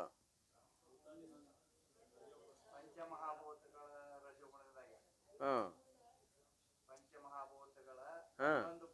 ಹಾ, ಒಂದೊಂದು ಭೂತದ ರಜೋಗುಣದಿಂದ ಏನ್ ಉತ್ಪತ್ತಿ ಆಗ್ಯಾವ್ರಿ? ಕರ್ಮೇಂದ್ರಿಯಗಳು ಆಗ್ಯಾವ. ಪ್ರಾಣ ಹಾ, 5 ಭೂತಗಳ ರಜೋಗುಣದಿಂದ ಉತ್ಪತ್ತಿ ಆಗ್ಯದ. ಮತ್ 5 ಹೇಳ್ತಿರಲ್ರಿ ಅಂದ್ರ ಸ್ಥಾನ ಭೇದ ಕ್ರಿಯಾಭೇದ ಮೂಲಕವಾಗಿ ಹೆಸರು ಬದಲಿ ಆಗ್ಯಾವು. ಆದ್ರ ಪ್ರಾಣವಾಯು ಮೂಲತಃ ಒಂದೇ. ಏನ್ ಆದ್ರೆ ಈ ಪಂಚ ಕರ್ಮೇಂದ್ರಿಯಗಳು ಆಯಾಯ ಭೂತಗಳ ರಜೋಗುಣದಿಂದ ಉತ್ಪತ್ತಿ ಆಗ್ಯಾವ. ಅದಕ್ಕಾಗಿ ಎರಡರಲ್ಲಿ ಕ್ರಿಯೆ ಅದ. ಆದ್ದರಿಂದ ಕ್ರಿಯಾ ಜ್ಞಾನ ಎರಡು ಕೂಡಿಸಿ ಹೇಳಾಕ ಬರೋದಿಲ್ಲ. ಕ್ರಿಯಾದಿಂದ ಯುಕ್ತವಾದದ್ದಕ್ಕಾಗಿ ಪಂಚ ಕರ್ಮೇಂದ್ರಿಯ, ಒಂದು ಪ್ರಾಣ ಕೂಡಿ ಪ್ರಾಣಮಯ ಕೋಶ. ಈಗ ಮನಸ್ಸು ಏನದ ಅಂತ ಕೇಳಿದ್ದಾದ್ರೆ ಸಮಸ್ತ ಪಂಚ ಮಹಾಭೂತಗಳ ಸತ್ವಗುಣದಿಂದ ಉತ್ಪತ್ತಿ ಆಗ್ಯದ. ಬರೇ ಒಂದರಿಂದ ಅಂತ ಕೇಳಿದ್ರೆ ಮೂಲತಃ ಒಂದು ಅಂತಃಕರಣ. ಅಂತಃಕರಣದ ಪರಿಣಾಮ ರೂಪ ವೃತ್ತಿ ಭೇದ ಮೂಲಕವಾಗಿ ಏನಾಗ್ಯದ ಮನಸ್ಸು ಅಂತ ಹೇಳಿದ್ರು ಅಂತಃಕರಣನೇ. ಅಂತಃಕರಣ ಅಂದ್ರೂ ಮನಸ್ಸನೇ. ವೃತ್ತಿ ಭೇದ ಮೂಲಕ ಹೆಸರು ಬದಲಿ ಅದ ಅಷ್ಟೇ. ಏನ್ರಿ? ಆಮೇಲೆ ಪಂಚ ಜ್ಞಾನೇಂದ್ರಿಯಗಳೇನದಾವು ಆಯಾಯ ಭೂತಗಳ ಸತ್ವಗುಣದಿಂದ ಉತ್ಪತ್ತಿ ಆಗ್ಯಾವ. ಮತ್ತೆ ಎರಡೂ ಸತ್ವಗುಣದಿಂದ ಉತ್ಪತ್ತಿ ಆಗಿದ್ದರಿಂದ, ಎರಡೂ ಪಂಚಮಹಾಭೂತಗಳ ಕಾರ್ಯವೇ ಆಗಿರುವುದರಿಂದ ಎರಡೂ ಕೂಡಿಸಿ ಇದಕ್ಕೆ ಏನಂದ್ರು ಮನೋಮಯ ಕೋಶ ಅಂತ ಕರೆದ್ರು. ಇದು ಶರೀರಾದಿಗಳಲ್ಲಿ ಅಹಂ ಬುದ್ಧಿಯನ್ನು, ಗೃಹಾದಿಗಳಲ್ಲಿ ಮಮಕಾರ ಬುದ್ಧಿಯನ್ನು ಮಾಡುತ್ತಾ ಏನ್ ಮಾಡ್ತದ್ರ ಮನಸ್ಸು? ಶರೀರಾದಿ ಅಂದ್ರ ಶರೀರ, ಇಂದ್ರಿಯ, ಮನ, ಪ್ರಾಣ, ಬುದ್ಧಿ ಎಲ್ಲದ್ರಲ್ಲಿ ಏನ್ ಮಾಡ್ತಾರೆ? ನಾನು ಅಂತ ಆತ್ಮತ್ವ ಬುದ್ಧಿ ಮಾಡ್ತಾ ಇದೆ, ಅಂದ್ರೆ ಅಹಂ ಬುದ್ಧಿ. ಆಮೇಲೆ ಗೃಹಾದಿಗಳಲ್ಲಿ ಈ ಶರೀರದ ಪೋಷಣೆಗೋಸ್ಕರವಾಗಿ ಎಷ್ಟು ಸಂಗ್ರಹ ಮಾಡೇವಿ ಅದು ಎಲ್ಲದರಲ್ಲಿ ಏನದ ನಂದೆಂಬ ಬುದ್ಧಿ. ಗೃಹಾದಿಗಳಂದ್ರೆ ಏನ್ರಿ? ಮನಿ, ಊರು ಅಂತ ಹಿಂಗ ಅರ್ಥ ಅಲ್ಲ. ಮನೆಯೊಳಗಿರುವ ಎಲ್ಲಾ ಪದಾರ್ಥಗಳು ಗೃಹಾದಿ ಪದಾರ್ಥ ಏನು? ಮನೆಯೊಳಗಿರುವ ಎಲ್ಲಾ ಪದಾರ್ಥಗಳು. ಮತ್ತೊಬ್ಬರು ಅಲ್ರಿ, ಮತ್ತೊಬ್ಬರು ಮನೆಯಾಗಿದ್ದು ಮತ್ತೊಬ್ಬರು ಮನೆ ಅಲ್ಲ, ತಾನೇನು ತನಗ್ ಬೇಕಂತ ಮನೆ ಕಟ್ಕೊಂಡಾನ. ಆ ಮನೆಯಾಗಿ ಏನೇನು ಸಂಗ್ರಹ ಮಾಡ್ಯಾನ ಅವೆಲ್ಲವುದರಲ್ಲಿ ಏನದ ನನ್ನದೆಂಬ ಬುದ್ಧಿ ಮಾಡುತ್ತಾ ಪಂಚ ಜ್ಞಾನೇಂದ್ರಿಯಗಳಿಂದ ಪಂಚ ವಿಷಯಗಳನ್ನು ಸ್ವೀಕರಿಸುತ್ತ. ಮತ್ತೆ ಈ ಮನಸ್ಸು ಏನ್ ಮಾಡ್ತದ್ರಿ? ಪಂಚ ಜ್ಞಾನೇಂದ್ರಿಯಗಳ ಮೂಲಕವಾಗಿ ಪಂಚ ವಿಷಯಗಳನ್ನು ಏನ್ ಮಾಡ್ತಾ ಸ್ವೀಕಾರ ಮಾಡ್ತಾ ಇದೆ. ಸ್ವೀಕರಿಸುತ್ತಾ ಏನ್ ಮಾಡ್ತದಪ್ಪ ಅಂದ್ರೆ ನಾನಾ ಪ್ರಕಾರ ಸಂಕಲ್ಪ ವಿಕಲ್ಪಗಳನ್ನು ಮಾಡುತ್ತಿರುತ್ತದೆ. ಆ ವಿಷಯಗಳನ್ನ ಸ್ವೀಕರಿಸಿ ಗ್ರಹಣ ಮಾಡಿಬಿಡ್ತದನು? ಇಲ್ಲ. ಏನ್ ಮಾಡ್ತಾರೆ? ಒಮ್ಮೆ ಸಂಕಲ್ಪ ಮಾಡ್ತದ, ಒಮ್ಮೆ ವಿಕಲ್ಪ ಮಾಡ್ತಾ ಇದೆ. ಸಂಕಲ್ಪ ಮಾಡೋದಂದ್ರ ಮಾಡೋನು, ಹೋಗುನು, ತಗೊಳ್ಳೋನು, ಬಿಡುದು ಬೇಡ, ಹಿಂಗೆಲ್ಲ ಸಂಕಲ್ಪ ಮಾಡ್ದ. ಮತ್ತೊಂದು ಕ್ಷಣಕ್ಕೆ ಏನ್ಮ ಬ್ಯಾಡ್ ಬಿಡು ಯಾಕ್ರಿ ಹೊಕ್ಕೆ ಒಂದಿದ್ರಲ್ರಿ ಮತ್ ಕ್ಯಾನ್ಸಲ್ ಮಾಡಿದ್ವಲ್ರಿ. ಹೊಕ್ಕೆ ಒಂದದ್ರೇನು? ಸಂಕಲ್ಪ. ಕ್ಯಾನ್ಸಲ್ ಮಾಡಿವಂದ್ರೆ ಏನರ್ಥ? ವಿಕಲ್ಪ. ಶಾಸ್ತ್ರಕ್ಕೆ ಹೊಟ್ಟು ತಯಾರಾಗಿದ್ದ ಹೋಗೋಣ ಅನ್ನೋದು ಸಂಕಲ್ಪ. ಹೋಲಿಬಿಡು ಮಾತು ನಾಳೆ ಕೇಳಿದ್ರೆ ಅತಂತ ಅನ್ನೋದು ವಿಕಲ್ಪ. ಇದರಂತನೇ ಏನಪ್ಪಾ ಅಂದ್ರೆ ವ್ಯವಹಾರ ಆಕಿತ್ತು ಅಂದ್ರೆ ಇದು ಯಾರ ಧರ್ಮ? ಮನಸ್ಸಿನ ಧರ್ಮ. ಯಾಕಂದ್ರೆ ನಿಶ್ಚಯ ಇಲ್ಲ ಅದರಲ್ಲಿ. ಮನಸ್ಸಿನೊಳಗೆ ನಿಶ್ಚಯನೇ ಇತ್ತಂದ್ರೆ ಇಷ್ಟು ಗದ್ದಲನೇ ಇದ್ದಿದ್ದಿಲ್ಲ. ಮನಸ್ಸಿನಲ್ಲಿ ಏನದಪ್ಪ ಅಂದ್ರೆ ಈ ರೀತಿಯಾದಂಥ ಸಂಕಲ್ಪ ವಿಕಲ್ಪದ. ಇದಕ್ಕೆ ದೇವತಾ ಯಾರು ಅಂತ ಕೇಳಿದ್ರೆ ಚಂದ್ರ. ಮತ್ತು ದೇವರ ಹಂಗದನಂದ್ಮೇಲೆ ಮತ್ತು ಅದರ ಕಾರ್ಯವಾದ ಅದರ ಅಧಿಷ್ಠಾನದ ಆಶ್ರಯದಲ್ಲಿರುವಂಥ ಮನಸ್ಸು ಹೆಂಗಿರ್ಬಾರ್ದ್ರಿ? ಅದು ಹಂಗೆ. ದೇವ್ರು ಹೆಂಗದನ್ರಿ? ಚಂದ್ರಮ ದೇವರು ಹೆಚ್ಚು ಕಡಿಮೆ ಹಾಕನೋ ಏನು ಒಂದ ಥರ ಅದನೋ? ಮೊದಲೇನಪ್ಪ ಅಂತಕರೆ ಬೆಳ್ಕೋಂತ ಹೊಕ್ಕಾನ, ಹೊಳ್ಳಿ ಕಡಿಮೆ ಹಾಕೋಂತ ಬರ್ತಾನ. ಹಾಗೆ ಮನಸ್ಸು ಕೂಡ ಮಾಡೋನು ಅಂತತಿ, ಮತ್ತೆ ಹೊಳ್ಳಿ ಏನು ಮಾಡ್ತದ? ಬ್ಯಾಡ್ ಬಿಡು ಅಂತ. ಹೀಗೆ ವಿಕಲ್ಪ ಸಂಕಲ್ಪಗಳನ್ನು ಮಾಡೋದ್ರ ಅಥವಾ ಸಂಕಲ್ಪ ಮಾಡುತ್ತಿರ್ತದೆ. ಆದ್ದರಿಂದ ಈ ಮನಸ್ಸಿಗಿಂತಲೂ ಬೇರೆ ಅವಿದ್ಯೆ ಇಲ್ಲ. ಈ ಮನಸ್ಸಿಗಿಂತ ಅವಿದ್ಯೆ ಬೇರೆ ಐತೇನು ಅಂತ ಕೇಳಿದ್ರೆ ಇಲ್ಲ. ಈ ಮನವೇ ಅವಿದ್ಯಾ ರೂಪವಾಗಿರುತ್ತದೆ. ಈ ಮನಸ್ಸೇನದ್ರಿ? ಅವಿದ್ಯಾದ ಸ್ವರೂಪವೋ ಏನಿಲ್ಲೋ? ಅವಿದ್ಯಾದ ಸ್ವರೂಪ ಇದೆ. ಇದು ನಷ್ಟವಾದರೆ ಎಲ್ಲ ಪ್ರಪಂಚವು ನಷ್ಟವಾಗುತ್ತದೆ. ಮನಸ್ಸು ಕೊಲ್ಲಾಕ್ ತಯಾರಾಗ್ಬೇಕು ನಾವು. ಏನ್ ಕೊಲ್ಲಾಕ್ ತಯಾರಾಗ್ಬೇಕ್ರಿ? ಮನಸ್ಸು ಕೊಲ್ಲಾಕ ತಯಾರಾದ್ವಿ ಅಂದ್ರೆ ಯಾವಾಗ ಕೊಲ್ಲಾಕತ್ತೆ ಹೇಳಕ್ಕಾಗುದಿಲ್ಲ. ಏನ್ರಿ ಸಾಮಾನ್ಯವಾಗಿ ವ್ಯವಹಾರದಲ್ಲಿ ಅಂತ 10 ವರ್ಷ ಆಗಿತ್ರಿ ಗುರಿ ಕಟ್ಟಿ ಏನ್ ಮಾಡಾಕ 10 ವರ್ಷ ಆಗಿತ್ರಿ, ಇವತ್ ಸಾಧಿಸ್ತೀವಿ ನೋಡು. ಏನ್ ಮಾಡಾಕ ಕೊಲ್ಲಾಕೋ ಏನ್ ಇಡಾಕೋ? ಕೊಲ್ಲಾಕ್ರಿ. ಇವತ್ತ ಅಲ್ರಿ 10 ವರ್ಷ ಆಗಿತ್ತು. ಸಿಕ್ಕಿದ್ದೆಲ್ಲ ಸಮಯ ಇವತ್ತ ಶಕ್ತಿ ಮುಗಿಸಿನ್ ನೋಡು. ಅಂದ್ರೆ ಹೇಗ ವ್ಯವಹಾರ ದಶದಲ್ಲಿ ಒಂದು ಕೊಲ್ಲಬೇಕು ಅಂತ ತಿಳ್ಕೊಂಡು ಕಾದಿರ್ತೀವಿ, ಹಂಗೆ ಮನಸ್ಸನ್ನು ಕೂಡ ಏನ್ ಮಾಡಕ್ ತಯಾರಾಗಬೇಕು? ನಾವು ಕೊಲ್ಲಾಕ್ ತಯಾರಾಗಬೇಕು. ಅಷ್ಟು ಸುಲಭ ಇಲ್ಲ. ಅದನ್ನ ಕೊಲ್ಲಾಕ ಅಷ್ಟು ಸುಲಭ ಆಗಿತ್ತು ಅಂದ್ರೆ 10 ವರ್ಷದ ದಾರಿ ಹೆಂಗ್ ಕಾಯ್ತಿದ್ದ, ಹಂಗೆ ಕಾಯ್ದ ಅವಶ್ಯಕತೆ ಇರ್ತಿರ್ಲಿಲ್ಲ. ನೋಡೋದ್ರೊಳಗೆ ಹೊಡೆದು ಹಾಕ್ತಿದ್ದ. ಹಾಗೆ ಮನಸ್ಸನ್ನು ಕೂಡ ಏನ್ ಮಾಡ್ಬೇಕಾಗ್ಯದ? ಕೊಲ್ಲಬೇಕಾಗ್ಯದ. ಕೊಲ್ಲುದು ಈ ಪದಕ್ಕೆ ಅರ್ಥ ಏನು ಅಂದ್ರೆ ಅದು ಬೇಡಿದ್ದನ್ನು ಕೊಡಬಾರ್ದಷ್ಟೇ. ಅದೇನೇನು ಬೇಡ್ತದ ಬೇಡಿದ್ದನ್ನು ಕೊಡುವಂಗಿಲ್ಲ, ಬೇಡ್ಲಾರ್ದನ್ನ ಕೊಡೋದು. ಅದಕ್ಕೆ ಬೇಡಿದ್ದನ್ನು ಕೊಟ್ರೆ ಹಿಡಿತದ, ಮತ್ ಬೇಡ್ತದ. ಬೇಡ್ಲಾರ್ದನ್ನ ಕೊಟ್ರ ಹಿಡಿದು ಕಷ್ಟ, ಹಿಡಿದ್ರು ಮತ್ ಬೇಡುದಿಲ್ಲ. ಬೇಡ್ತದ್ರಿ? ನೀವು ಮಕ್ಕಳಿಗೆ ನೋಡಿರ್ಬೇಕಾರ, ಅವು ಅಳಾಕತ್ತಾಗ ಅದು ಏನು ಬಿಡ್ತದ ಅದನ್ನು ಕೊಡ್ರಿ, ಅದು ಏನು ಸುಮ್ಮನಾಕತ್ತಾನ ಅಷ್ಟಕ್ಕ ಅದನ್ನು ಕೊಟ್ಟು ಕೂಡಲೇ ಮತ್ತೊಂದು ಬೇಡ್ತದ. ಬಾಜಾರ್ದಾಗ ಕರ್ಕೊಂಡು ಹೋಗ್ರಿ, ನೀವು ಜಾತ್ರೆಗೆ ಕರ್ಕೊಂಡು ಹೋಗ್ರಿ, ಮೊದಲು ಪಿ ಕೊಡ್ಸಪ್ಪ ಅಂತತಿ. ಕೊಡಿಸಿದ್ರಿ, ಮುಂದಕ್ಕೆ ಬರತ್ಲೆ ಒಂದು ಚಲೋ ಗೊಂಬೆ ಕಾಂತತೆ. ಏನಂತದ್ರಿ? ಗೊಂಬೆ ಕೊಡಿಸೋಂತತೆ. ಅಷ್ಟು ಕರ್ಗಪ್ಪಕದೇನು ಮುಂದೆ ಬರತ್ಲೆ ಒಂದು JCB ಕಾಂತತೆ. ಏನಂತದ್ರಿ? JCB ಕೊಡಿಸೋಂತತೆ. ಅಂದ್ರೆ ಅದೇನು ಬೇಡ್ತಾ ಅದನ್ನು ಕೊಡಿಸಿದ್ರೆ ಅದೇನಾಗೋದಿಲ್ಲ, ಸಮಾಧಾನ ಆಗಕ್ಕೆ ಸಾಧ್ಯನೇ ಇಲ್ಲ. ಅದನ್ನು ಕೊಡಿಸೋಂಗಿಲ್ಲ. ಅದೇನು ಸಿಟಿ ಬೇಕೋ ಏನು ಇದು ಬೇಕಂದಾಗ ಸಿಟಿ ಬೇಕಂದ, ಸಿಟಿ ಬೇಕಂದದನ್ನು ಬಿಡುದು, ಅದು ಅಲ್ಲೇ ಅಂದದನ್ನು ಕೊಡಿಸೋದು. ಅದಕ್ಕೆ ಅದನ್ನು ಅಲ್ಲೇ ಅಂದದನ್ನು ಕೊಡಿಸೋದು. ಬೇಕಾದ್ರೆ ಹಿಡಿತದ, ಸಾಕಾರ ಬಿಡ್ತಾ ಇದೆ. ಹಂಗ ಮನಸ್ಸು ಅನ್ನೋದು ಕೂಸಿದ್ದಂಗ, ಅದು ಏನು ಬೇಡ್ತದ ಅದನ್ನೆಲ್ಲ ಬೇಡದಂಗೆ ಅನುಕೂಲ ಮಾಡಕ್ಕೆ ಹೋದ್ವಿ ಅಂದ್ರೆ ನಮ್ಮ ಅಪ್ಪಗೂ ಅದನ್ನ ಏನು ಮಾಡೋಕ್ಕಾಗೋದಿಲ್ಲ ಅಂತ ಕೇಳಿದ್ರೆ ಸಾಕಾಗೋದಿಲ್ಲ. ಅದೇನು ಬೇಡ್ತದ ಅದು ವಿರುದ್ಧವಾಗಿ ಕೊಡ್ಕೋಂತ ಹೋದ್ರೆ ಏನಾಕತ್ತೆ ಅಂದ್ರೆ ತಾನೇ ಬಿಟ್ಕೊಂತ ಹೋಗ್ತಾ ಇದೆ. ಅದಕ್ಕಾಗಿ ನಷ್ಟವಾಗುತ್ತೆ. ಇದು ವೃದ್ಧಿ ಆದರೆ ಪ್ರಪಂಚವು ಬೆಳೆಯುತ್ತದೆ. ಪ್ರಪಂಚ ಏನಪ್ಪ ಇದು ನಷ್ಟ ಆಯ್ತು, ಪ್ರಪಂಚನೂ ನಷ್ಟ ಆಕತಿ. ಅಂದ್ರೆ ಪ್ರಪಂಚ ನಷ್ಟ, ಜನ್ಮ ಮರಣಾದಿ ಬಂಧನ ತಪ್ಪಿಸ್ಕೊಳಕ್ ಸಾಧ್ಯ ಅದ. ಮನೆಯವ ಮನುಷ್ಯನ ಸ್ಪಷ್ಟವಾಗಿ ಹೇಳಿದ್ದಾರೆ. ಇನ್ನ ಅದು ಬೇಡದಂಗೆ ನಾವು ಕೊಟ್ಟಿವಿ ಅಂದ್ರೆ ಅದು ಹಂಗ ಬೆಳ್ಕೊಂತಾನೆ ಹೋಗತಿ. ಬೆಳೆಯುತ್ತದೆ. ಏನೊಂದಿಲ್ಲದ ಸ್ವಪ್ನದಲ್ಲಿ ಮನಸ್ಸು ತನ್ನ ಶಕ್ತಿಯಿಂದಲೇ ಭೋಕ್ತೃತ್ವ ಮೊದಲಾದ ಸೃಷ್ಟಿಯನ್ನು ನಿರ್ಮಾಣ ಮಾಡುತ್ತದೆ. ಏನೊಂದು ಇರಲಾರ್ದ ಇರುವಂತ ಜಾಗದೊಳಗೆ ಸ್ವಪ್ನದಾಗ ಏನದವ್ರಿ? ಮೊದಲ ಏನಿಲ್ಲ. ಮನೋಮಯ ಸೃಷ್ಟಿ ಅಂತೇವೋ, ಏನು ವ್ಯಾವಹಾರಿಕವಾದಂಥ ಈಶ ಸೃಷ್ಟಿ ಅಂತೇವೋ, ಮನೋಮಯ ಸೃಷ್ಟಿ ಏನೆಲ್ಲ ತಯಾರು ಮಾಡ್ತಾ ಇದೆ. ಹೀಗೆ ಜಾಗೃತ ಅವಸ್ಥೆಯಲ್ಲಿಯೂ ಮಾಡುತ್ತದೆ. ಮತ್ತು ಅಲ್ಲಿ ಅಷ್ಟ ಮಾಡ್ತದ ಅನ್ನೋದು ಇಲ್ಲ, ಜಾಗೃತ ಅವಸ್ಥೆಯಲ್ಲಿಯೂ ಕೂಡ ಇಷ್ಟೆಲ್ಲ ಮಾಡ್ತಾ ಇದೆ. ಆದ್ದರಿಂದ ಜಾಗೃತಕ್ಕೂ ಸ್ವಪ್ನಕ್ಕೂ ಏನು ವಿಶೇಷವಿಲ್ಲ. ಜೈಸ ಏನದು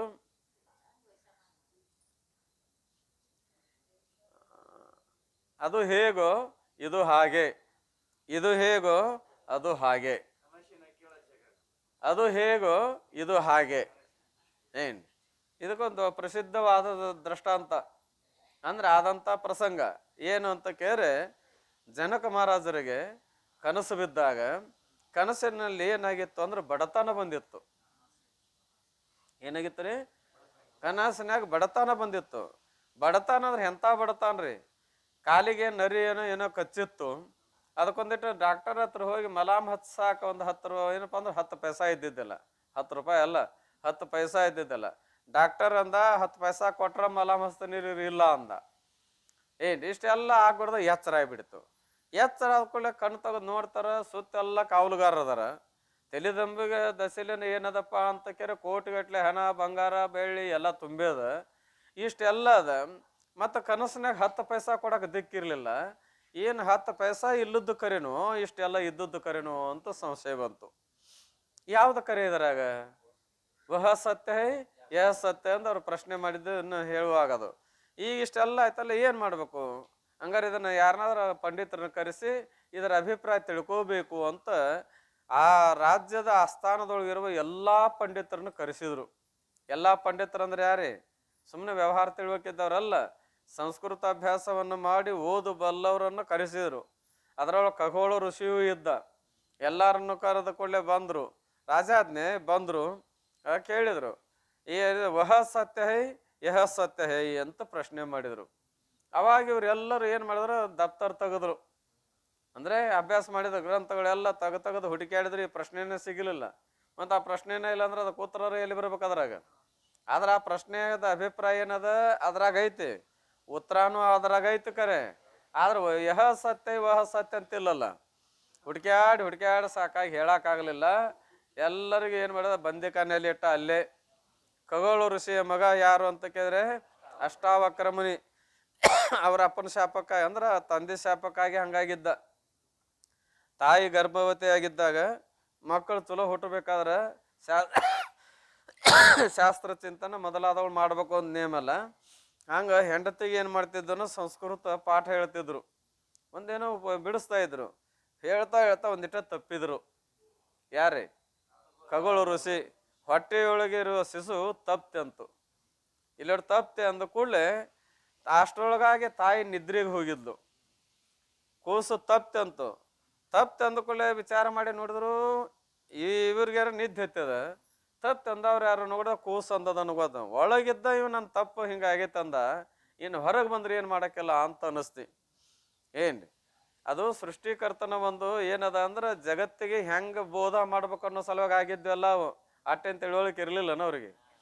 ಅವ್ರೆಲ್ಲ ಇತ್ತು. ಆದ್ರೆ ಪರಮಾತ್ಮ ಒಂದೊಂದು ರೂಪದಿಂದ ಒಬ್ಬೊಬ್ಬರ ಇದರಿಂದ ಏನು ಜಗತ್ತಿಗೆ ಪಾಠ ಕಲಿಸೋ ಸಲುವಾಗಿ ಅದೆಲ್ಲ ಮಾಡಿದ್ದು. ಶಾಪ ಕೊಟ್ಟ, ನೇನಾಗು ಅಷ್ಟವಕ್ರನಾಗಿ ಹುಟ್ಟು ಅಂತ. ಅಂದ್ರೆ ಶರೀರ ಸೇದಾರಂಗಿಲ್ಲ. ಅಂದ್ರೆ 8 ತೆರನಾಗೆ ಶರೀರದ ಅಂಗ ವಿಕಲತೆ ಆಗ್ಬೇಕು. ಹೆಜ್ಜೆ ಕಿತ್ತು ಹೆಜ್ಜೆ ಇಟ್ರೆ 8 ಸಲ ಮನದ ಹೇಳ್ತಿದ್ದಂತ್ರಿ. ಬರೇ ಒಂದಿಟ ಕುಂಟು ನಡೆದ್ರನ ಎಷ್ಟೋ ಮಂದಿ ನೋಡಿ ನಗವ್ರದೇವಿ. ಇನ್ನು 8 ಸಲ ಡೊಂಕ್ ಮನದ ಕಾರ್ ಒಂದು ಹೆಜ್ಜೆ ಕಿತ್ತಿಡ್ಬೇಕ್ರಿ ಎಷ್ಟೋ ತಕ್ಕಿರ್ಬೇಕ್ರಿ. ಏನ್ರಿ ಮುಂದೆ ಸಣ್ಣವಿದ್ದಾಗ ಆಡುವಾಗ ಹುಡುಗರು ಸಿಟ್ಟು ಬಂದು ಏನಂದು ಅಂತಂದ್ರೆ ಇದಕ್ಕಾಗಿ ತಂದಿಲ್ಲದ ಮಗನ ಅಂದ್ರು ಅಂತ ಅವನಿಗೆ. ಏನಂದ್ರು? ತಂದಿಲ್ಲದ ಮಗನ ಅಂದ ಕೂಡಲೇ ಅಂದ್ರೆ ತಾಪ ಆತ ಅವನಿಗೆ. ಹಿಂಗೆ 2-3-4 ದಿನ ಅಂದದ್ದು ಕೇಳಿ ಕೊನೆಗೊಮ್ಮೆ ಅವ್ರು ಅವನು ಕೇಳಿದ, ಮತ್ತು ನನಗೆ ಎಲ್ಲರೂ ಹಿಂಗಂತಾರ, ನಮ್ಮ ಅಪ್ಪ ಎಲ್ಲಿ ನಾನು ಅಂತ. ಅವಾಗ ಆ ತಾಯಿಯಲ್ಲೂ ಎಲ್ಲಾರು ಯಾಕಿರೋನು ತೋಯಪ್ಪ ಸುಮ್ಮನೆ ಆಡಕ್ಕೆ ಹೋಗಿ ಅಂದಾಗ, ಹ್ಞೂ ನಮ್ಮ ಅಪ್ಪ ಎಲ್ಲಿ ಅದನ್ನು ಹೇಳಬೇಕು ಅಂದು. ಹೇಳಿದ ಕೂಡಲೇ ಅಂದ್ರೆ ಹಿಂಗೆ ಆಗೈತಪ್ಪ. ಹಂಗಾರೆ ನಾ ಹೊಕ್ಕೇನೆ ಉತ್ತರ ಹೇಳಿ ಬಿಡಿಸ್ಕೊಂಬರ್ತೇನೆ ಅಂದು. ಯಪ್ಪ ಹೋಗಿ ಎಷ್ಟೋ ಏನಪ್ಪ ಅಂದ್ರೆ ಓದು ಬಲ್ಲವನಿದ್ದ ಹೋಗಿ ಸಿಕ್ಕೊಂಡು ಕುಂತಾನ. ಮತ್ತು ನೀನು ಒಬ್ಬ ಹೋಗಿ ಅಲ್ಲಿ ಸಿಕ್ಕೊಂಡ್ಕೊಂಡ್ರೆ ನನ್ನ ಗತಿ ಏನು? ಏನಪ್ಪ ಅಂದ್ರೆ ಪತಿ ಇಲ್ಲಿರು ಮಗಾರ ಅದೇ ಅಂತ ನಾ ಆನಂದಿಂದ ಅದೇನಿ ಅಂದ್ಲು. ನಾ ಹೋಗವನಂದು. ಬುತ್ತಿ ಕಟ್ಟಿಸ್ಕೊಂಡು ಹೋದ. ಏನಪ್ಪ ರಾಜನ ಅರಮನೆಗೆ. ಆ ಸಮಯದೊಳಗೆ ಇವ್ ಒಳಗೆ ಹೋದ. ಇಷ್ಟು ಧೈರ್ಯ ಬರ್ಬೇಕಾದ್ರೆ ಸಾಮಾನ್ಯರು ಬರಾಕಿಲ್ಲ ಅನ್ನೋದು ಗೊತ್ತಿದ್ದು ಸುಮ್ಮನೆ ಇದ್ದ. ಹೋಗಿ ಮೆಟಗಾಟಿ ಹತ್ತುವಾಗ ಸೀದಾ ಇದ್ದವ್ರು ಹತ್ತುವಾಗ ಒಂದಿಟ್ಟು ಜೋಲಿ ಹೊರ ಹೊಳ್ಕೊಂಡು ಬೀಳ್ತೇವೆ. ಇನ್ನು 8 ಮನದ ಒಂದು ಹೆಜ್ಜೆ ಇಟ್ಟು ಹತ್ಬೇಕಾರೆ ಹಳ್ಳಿ ಬಿದ್ದು ಕೂಡಲೇ ಇವರೆಲ್ಲ ತಲೆ ತೆಗೆಸ್ಕೊಂಡು ಕುಂತಿದ್ರಲ್ಲ, ಇವರೆಲ್ಲರೂ ಕೊಳ್ಳಂತ ನಕ್ಕು ಕೊಡ್ಲಿ ಅಂದ್ರೆ ಆಮೇನು ಅದಕ್ಕೇನು ಅಸಹ್ಯ ಆಗಲಿಲ್ಲ, ಏನಾಗಲಿಲ್ಲ. ಯಾಕೆ ಅಸಹ್ಯ ಇದ್ದದ್ದು ನಾ ಅಲ್ಲ ಅಂತ ತಿಳ್ಕೊಂಡವ. ಏನಿದ್ದದ್ದು ಇವರೆಲ್ಲರೂ ನಕ್ಕದ್ದು ಅದರಿಂದ ಅಸಹ್ಯ ಇದ್ದದ್ದನ್ನು ನೋಡಿ ನಕ್ಕಾರೋ, ಏನು ಚಲೋ ಇದ್ದದ್ದು ನೋಡಿ ನಕ್ಕಾರೋ? ಅಸಹ್ಯ ಇದ್ದದ್ದನ್ನು ನೋಡಿ ನಕ್ಕಾರ. ಅವನಿಗೆ ಇದು ಅಸಹ್ಯ ಇದ್ದದ್ದು ನಾನಲ್ಲ ಅಂತ ತಿಳಿದವ. ಅವನಿಗೇನು ಅನ್ನಿಸ್ಲಿಲ್ಲ. ಹಂಗೋಟು ಮಾಡಿ ಮತ್ತೆ ತತ್ರ ಸೈಡ್ ಹತ್ತಿ ರಾಜನ ಸನ್ನಿಧಾನಕ್ಕೆ ಹೋದ. ಯಾಕಪ್ಪ ರಾಜ ಇವ್ರನ್ನೆಲ್ಲ ಎದಕ್ಕೆ ಕರೆಸಿ ಅಂತ ಕೇಳಿದ. ಅವ್ರಿಗೇನ್ರಿ ರಾಜ ಇದ್ರೇನು ಅವ್ರ ಅಪ್ಪ ಇದ್ರೇನು ಎದಕ್ಕೆ ಕರೆಸಿ ಇವ್ರನ್ನ ಅಂದರು. ಈಗ ಒಂದು ಪ್ರಶ್ನೆ ಇತ್ತು, ಅದಕ್ಕೆ ಉತ್ತರ ಕಳ್ಸೀನಿ. ಎಲ್ಲ ಎಂತ ಹುಚ್ಚದೆ ರಾಜ ಅಂದರು ಅವರು. ಸಮಗಾರ ಎಲ್ಲಾರು ನಿನಗೆ ಉತ್ತರ ಕೊಡ್ತಾರನು? ಸಮಗಾರಿಗೆ ಉತ್ತರ ಕೊಡಕದ ಅಂತ ಸಮಗಾರನ ಕರೆಸಿಯಲ್ಲ ಅಂದರು. ರಾಜ ಹವು ಹಾರಿದ. ಅಂದು ಕೂಡಲೇ ಮತ್ತೆ ಏನು ಪ್ರಶ್ನೆ ಅಂತ ಕೇಳಿದ. ಯಹ ಸತ್ಯ ಹೈ ವಹ ಸತ್ಯ ಹೈ. ಆ ಸಮಯ ರಾಜ ಮ್ಯಾಲ ಕುಂತಿದ್ದ, ಇನ್ನೂ ತೆಳಗಿದ್ದ. ಈ ಪ್ರಶ್ನೆಗೆ ಉತ್ತರ ಹೇಳಿಲ್ಲ. ಪ್ರಶ್ನೆ ಮಾಡೋರು ಎಲ್ಲಿರ್ತಾರೋ ಉತ್ತರ ಹೇಳೋರು ಎಲ್ಲಿರ್ತಾರ ರಾಜ ಅಂತ ಕೇಳಿದ್ರು. ಚಟ್ನ ತೆಳಗಿದ್ರು ರಾಜ ರೀ. ಇಳ್ದವ್ನ ಅವ್ರನ್ನ ನಮಸ್ಕಾರ ಮಾಡಿ ಅವ್ರಿಗೆ ನೀವು ಆಧಾರ ಅತ್ಯತೆ ಮಾಡಿ ಮ್ಯಾಲ ಕೂಡ್ರಿಸಿ ಆಮೇಲೆ ಕೈ ಮುಕ್ಕೊಂಡು ನಿಂತು ರಾಜ ಪ್ರಶ್ನೆ ಮಾಡಿದ. ಯಹ ಸತ್ಯ ಹೈ ವಹ ಸತ್ಯ ಹೈ ಅಂತ ತಿಳ್ಕೊಂಡು. ಅವಾಗ ಉತ್ತರ ಏನ್ರಿ ಅಂತ ಕೇಳಿದ್ರೆ, ಈಗ ಹೆಂಗೆ ಬಿಡಿಸಿ ಒಂದಷ್ಟು ತಾಸು ಕಟ್ಲೆ ವರ್ಣನೆ ಮಾಡಿ ಇಲ್ಲ. ಯಹ ಕೈಸ ವಹ ಕೈಸ ಹೈ ಯಹ ವೈಸ ಹೈ ಅಂದ್ರೆ ಅವರು. ವಹ ಸತ್ಯ ಹೈ ಯಹ ಸತ್ಯ ಹೈ. ಕೇಳುವಾಗ ಎಲ್ಲಿದಾರ್ರಿ? ಜಾಗೃತದೊಳಗದ, ಅರಮನೆಯಾಗ ಅನ್ಬೇಡ್ರಿ. ಜಾಗೃತದೊಳಗದಾರ. ಹೌದಲ್ಲ? ವಹ ಸತ್ಯ ಹೇ ಅಂದಾಗ ಜಾಗೃತ ಅಲ್ಲ, ಯಹ ಅನ್ನುವಾಗ ಜಾಗೃತ ಪದಕ್ಕೆ ಅರ್ಥ ಆಗತ್ತೆ. ವಹ ಸತ್ಯ ಹೈ ಯಹ ಸತ್ಯ ಹೈ ಅಂತ ರಾಜನ ಪ್ರಶ್ನೆ, ವಹ ಕೈಸ ಹೈ ಯಹ ವಯಸ್ಸ ಅಂತ ಇವ್ರ ಉತ್ತರ. ಏನ್ ಸ್ವಪ್ನದಲ್ಲೇ ಅಲ್ಲ ಆದದ್ದು ನಿನಗೆ ಸುಳ್ಳು ಕರೇನೋ, ನರಿ ಕಳೆದದ್ದು ಕರೇನೋ, ಮಲಾಮ್ ಹಚ್ಕೊಳಕ್ ಹೋದದ್ದು ಕರೇನೋ, ಏನಾರ ರಾಜ ಇವ್ ಡಾಕ್ಟರ 10 ಪೈಸಾ ಕೊಟ್ಟ ಹಸ್ತಾನಂದದ್ದು ಕರೇನೋ, ಇಲ್ಲದಕ್ಕಾಗಿ ನೀ ಬಳಲ್ತಿದ್ದಲ್ಲ ಅದು ಕರೇನೋ, ಏನದ ಅಲ್ಲೇ ಎಲ್ಲ ಸುಳ್ಳು ಅದ. ನರಿ ಕಡಿದದ್ದು ಸುಳ್ಳು, ಮಲಾಮ್ ಹಚ್ಕೊಳಕ್ ಹೋದದ್ದು ಸುಳ್ಳು, 10 ಪೈಸಾ ಬೇಡಿದ್ದು ಸುಳ್ಳು, ಬೇಡವನು ಸುಳ್ಳು, ಎಲ್ಲ ಸುಳ್ಳದಲ್ಲ. ಅದು ಹೆಂಗ ಸುಳ್ಳು ಹಾಗೆ ಹೆಂಗೈತೆ ನೀಲಿ ಜಾಗೃತದಲ್ಲಿ ನೋಡಾಕ ಸಾಕಷ್ಟು ಐಶ್ವರ್ಯದ, ಅರಮನೆ ಅದ, ಕಾವಲುಗಾರ ಅದಾರ, ಎಲ್ಲ ಐತೆ. ಇದಾದ್ರೂ ಕೂಡ ಇಷ್ಟ ಐತೆ ಅಂದ್ರು ಅದು ಹೆಂಗ ಸುಳ್ಳು, ಇದು ಹಾಗೆ ಸುಳ್ಳು ಅಂತ ತಿಳ್ಕೊಂಡು ಉತ್ತರ ಕೊಟ್ರು. ರಾಜ ಖುಷಿ ಆದ. ಏನ್ ಖುಷಿ ಆದ. ಇವರೆಲ್ಲರ ಆಗೇನಪ್ಪ ಅಂದ್ರೆ ಬಿಡಿಸ್ಕೊಂಡು ಹೋದ್ರು ಅಂತ ಕತೆ ಬರ್ತದೆ. ಹೇಳುವ ಅಭಿಪ್ರಾಯ ಏನಂತ ಕೇರೆ, ಜಾಗೃತಕ್ಕೂ ಸ್ವಪ್ನಕ್ಕೂ ಏನಾದ್ರೂ ವ್ಯತ್ಯಾಸ ಐತೇನು ಅಂತ ಕೇಳಿದ್ರೆ ಏನು ವ್ಯತ್ಯಾಸ ಇಲ್ಲ. ಅದಕ್ಕೆ ಜಾಗ್ರಕ್ಕೂ ಸ್ವಪ್ನಕ್ಕೂ ಏನೂ ವಿಶೇಷ ಇಲ್ಲ. ಏನಾರು ವಿಶೇಷ ಐತನು? ಏನೂ ವಿಶೇಷ. ಮೊನ್ನೆ ಹೇಳಿದ್ದೇನೆ, ಇನ್ನೂ ಪ್ರಸಂಗ ಬಂದ್ರೆ ಸ್ವಪ್ನ ಕೊಟ್ಟು ಕಿಮ್ಮತ್ತದ, ಜಾಗೃತಕ್ಕ ಅಷ್ಟೂ ಕೂಡ ಕಿಮ್ಮತ್ತಿಲ್ಲ. ಅಂದ್ರೆ ದೇಶದ ವ್ಯವಸ್ಥೆ, ಕಾಲದ ವ್ಯವಸ್ಥೆ ಸ್ವಲ್ಪವೂ ಕೂಡ ಇಲ್ಲ. ಮತ್ತು ನಿದ್ರೆ ಸಮಯದಲ್ಲಿ ಮನೋಲೀನವಾಗುತ್ತಿರ್ಲಿಕ್ಕೆ, ನಿದ್ರಾ ಕಾಲದಲ್ಲಿ ಮನಸ್ಸು ಏನಾಕತ್ತಾರೆ, ತಾಯಿಯಾದ ಅವಿದ್ಯೆಯಲ್ಲಿ ಲೀನ ಆಗ್ತಾ ಇದೆ, ವಸ್ತುವಾದರೂ ತೋರುವುದಿಲ್ಲ. ಅವಾಗ ಏನಾರು ತೋರ್ತಾವನು? ಆದ್ದರಿಂದ ಸಂಸಾರವು ಮನಕಲ್ಪಿತವಾಗಿರುತ್ತದೆ. ಮನಸ್ಸಿದ್ದಾಗ ಸಂಸಾರ, ಮನಸ್ಸಿಲ್ಲರೇನಿಲ್ರಿ ಸಂಸಾರ ಐತೇನು ಅಂತ ಕೇಳಿದ್ರೆ ಇಲ್ಲವೇ ಇಲ್ಲ. ವಾಯುವಿನಿಂದ ಮೇಘವು ಹೇಗೆ ಒಯ್ಯುವುದೋ ತರುವುದೋ ಮಾಡಲ್ಪಡುತ್ತದೆಯೋ ಹಾಗೆ ವಾಯು ಏನು ಮಾಡ್ತದ್ರಿ, ಮೋಡಗಳನ್ನು ಒಯ್ತದ, ಮೋಡಗಳನ್ನು ತರ್ತಾ ಇದೆ. ಗಾಳಿ ಎದ್ದಾದ್ರೆ ಮಾಡಿ ಎಬ್ಸುವಂಗೆ ಕಾಣ್ತತೆ ಅಂತೇಳಿ. ಏನು ಕಾಣ್ತದೆ? ಮಾಡಿ ಎಬ್ಸುವಂಗೆ ಕಾಣ್ತತೆ ಅಂದ. ಆಮೇಲೆ ಮಾಡೆಲ್ಲ ಗಾಳಿ ಬಿಟ್ಟೈತಿ, ಮಾಡ ಎಲ್ಲ ಕರಿಗೆ ಹೋದು ನೋಡು ಅಂತೆ. ಎಡ್ಡು ಕೆಲಸ ಮಾಡ್ತತೆ ಯಾವುದು? ಗಾಳಿ. ಹಾಗೆ ಮನಸ್ಸಿನಿಂದ ಬಂಧ ಮೋಕ್ಷಗಳು ಕಲ್ಪಿಸಲ್ಪಡುತ್ತವೆ. ಈ ಬಂಧ ಮೋಕ್ಷಗಳ ಕರೇನು? ಅವು ಕೂಡ ಏನದಾವ್ರಿ, ಮಿಥ್ಯಾನ. ಬಂಧ ಕಲ್ಪಿಸಿದ್ದು ಮನದಿಂದನ, ಮೋಕ್ಷ ಕಲ್ಪಿಸಿದ್ದು ಮನದಿಂದನ. ಬಂಧ ಮೋಕ್ಷಗಳ ರಹಿತವಾದ ಬ್ರಹ್ಮ ಮಾತ್ರ ಅದು ಇದ್ದದ್ದು, ಮತ್ತು ಅದು ಕೂಡ ಮನೋಕಲ್ಪಿತ ಅಂದಿರಿ. ಅಂದರೆ ಮನಸ್ಸು ರಜತಮ ಗುಣಗಳಿಂದ ಕೂಡಿದರೆ ಬಂಧಕ್ಕೆ ಕಾರಣವಾಗುತ್ತದೆ, ಸತ್ವಗುಣದಿಂದ ಕೂಡಿದರೆ ಮೋಕ್ಷಕ್ಕೆ ಸಾಧನವಾಗುತ್ತದೆ. ಮನ ರಜ ತಮ ಗುಣದ ಸತ್ವಗುಣದಿಂದ ಕೂಡಿದ್ರೆ ಏನಾಕತ್ರಿ, ವ್ಯವಹಾರದಲ್ಲಿ ತೊಡಗಿದಾಗ 2 ಗುಣ ಇರ್ತಾವ. ವ್ಯವಹಾರದಾಗ ತೊಡಗಿದಾಗ ಏನದವ್ರಿ, ಮನಸ್ಸಿನಲ್ಲಿ ರಜೋಗುಣನೂ ಅದ, ತಮ್ಮ ಗುಣನೂ ಅದ, ಇದು ಸತ್ವಗುಣನೂ ಅದ. ರಜೋಗುಣ ಇರುವುದರಿಂದ ಕ್ರಿಯಾದಾಗ ತೊಡಗಿಸಿರ್ತದ, ಸತ್ವಗುಣ ಇರೋದ್ರಿಂದ ಆ ವ್ಯವಹಾರದ ತಿಳುವಳಿಕೆ ಇರ್ತಾ ಇದೆ. ಏನಿರುದಲ್ರಿ, ಏನು ಹೆಂಗೆ ಮಾಡ್ಬೇಕು ಆ ತಿಳುವಳಿಕೆ ಬೇಕ್ರಿ. ಅದಕ್ಕೆ ಸಾಮಾನ್ಯವಾಗಿ ಏನಂತಾರಂದ್ರೆ ಪರಮಾರ್ಥ ಯಾವಾಗ ಮಾಡಕ್ಕೆ ಬರ್ತದ ಅಂತ ಹೇಳ್ತಾರೆ, ಪ್ರಪಂಚ ಮಾಡಾಕ ಬಂದ್ರೆ ಪಾರಮಾರ್ಥ ಮಾಡಕದ. ಪ್ರಪಂಚನ ಮಾಡಕ್ ಬರೋದಿಲ್ಲ, ಅದಕ್ಕೆ ಅದೇನು ಪಾರಮಾರ್ಥ ಮಾಡ್ತದ ಅಂತೆ.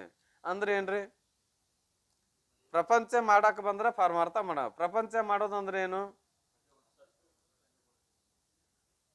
ಯಾವ ಗುಣದಿಂದ ಮಾಡೋದಂತ ಕೇಳಿಲ್ಲ ನಾನು. ಪ್ರಪಂಚ ಮಾಡೋದು ಅಂದ್ರೆ ನಮ್ಮ ವ್ಯವಹಾರ ದೇಶದಲ್ಲಿ ಅಂತೇವಿಲ್ಲ ನಾವು. ಅದಕ್ಕೇನು ಬಾಳೆ ಮಾಡ್ಕೊಂಡು ತಿನ್ನಕ್ಕೆ ಬರೋದಿಲ್ಲ, ಇನ್ನು ಅದೇನು ಶಾಸ್ತ್ರ ಪುರಾಣ ಕೇಳಿ ಇದನ್ನು ಮಾಡ್ತತಿ ಅಂತೇವಿಲ್ಲ. ಬಾಳೆ ಮಾಡ್ಕೊಂಡು ತಿನ್ನಕ್ಕೆ ಬರೋದಿಲ್ಲ ಅಂದ್ರೆ ಏನ್ರಿ, ಪ್ರಪಂಚ ಮಾಡಾಕ್ ಬರೋದಿಲ್ಲ. ಪ್ರಪಂಚ ಮಾಡಾಕ್ ಬರೋದಿಲ್ಲ ಅಂದ್ರೆ ಏನರ್ಥ, ಪ್ರಪಂಚ ಅಂದ್ರ ಏನ್ರಿ, ಜನನ ಮರಣಾತ್ಮಕ ರೂಪವಾದ ಈ ಇದಕ್ಕೇನಂತಾರ, ದೇಹಾದಿಗೆ ಪ್ರಪಂಚ ಅಂತಾರ. ಈ ಪ್ರಪಂಚ ಮಾಡಾಕ ಬರೋದಿಲ್ಲ ಅಂತೇವಲ್ಲ, ಅದಕ್ಕೆ ಅರ್ಥ ಏನು, ತಿಳುವಳಿಕೆ ಇಲ್ಲ. ಅಂದ್ರೆ ಎದ್ರ ತಿಳುವಳಿಕೆ ಇಲ್ಲ,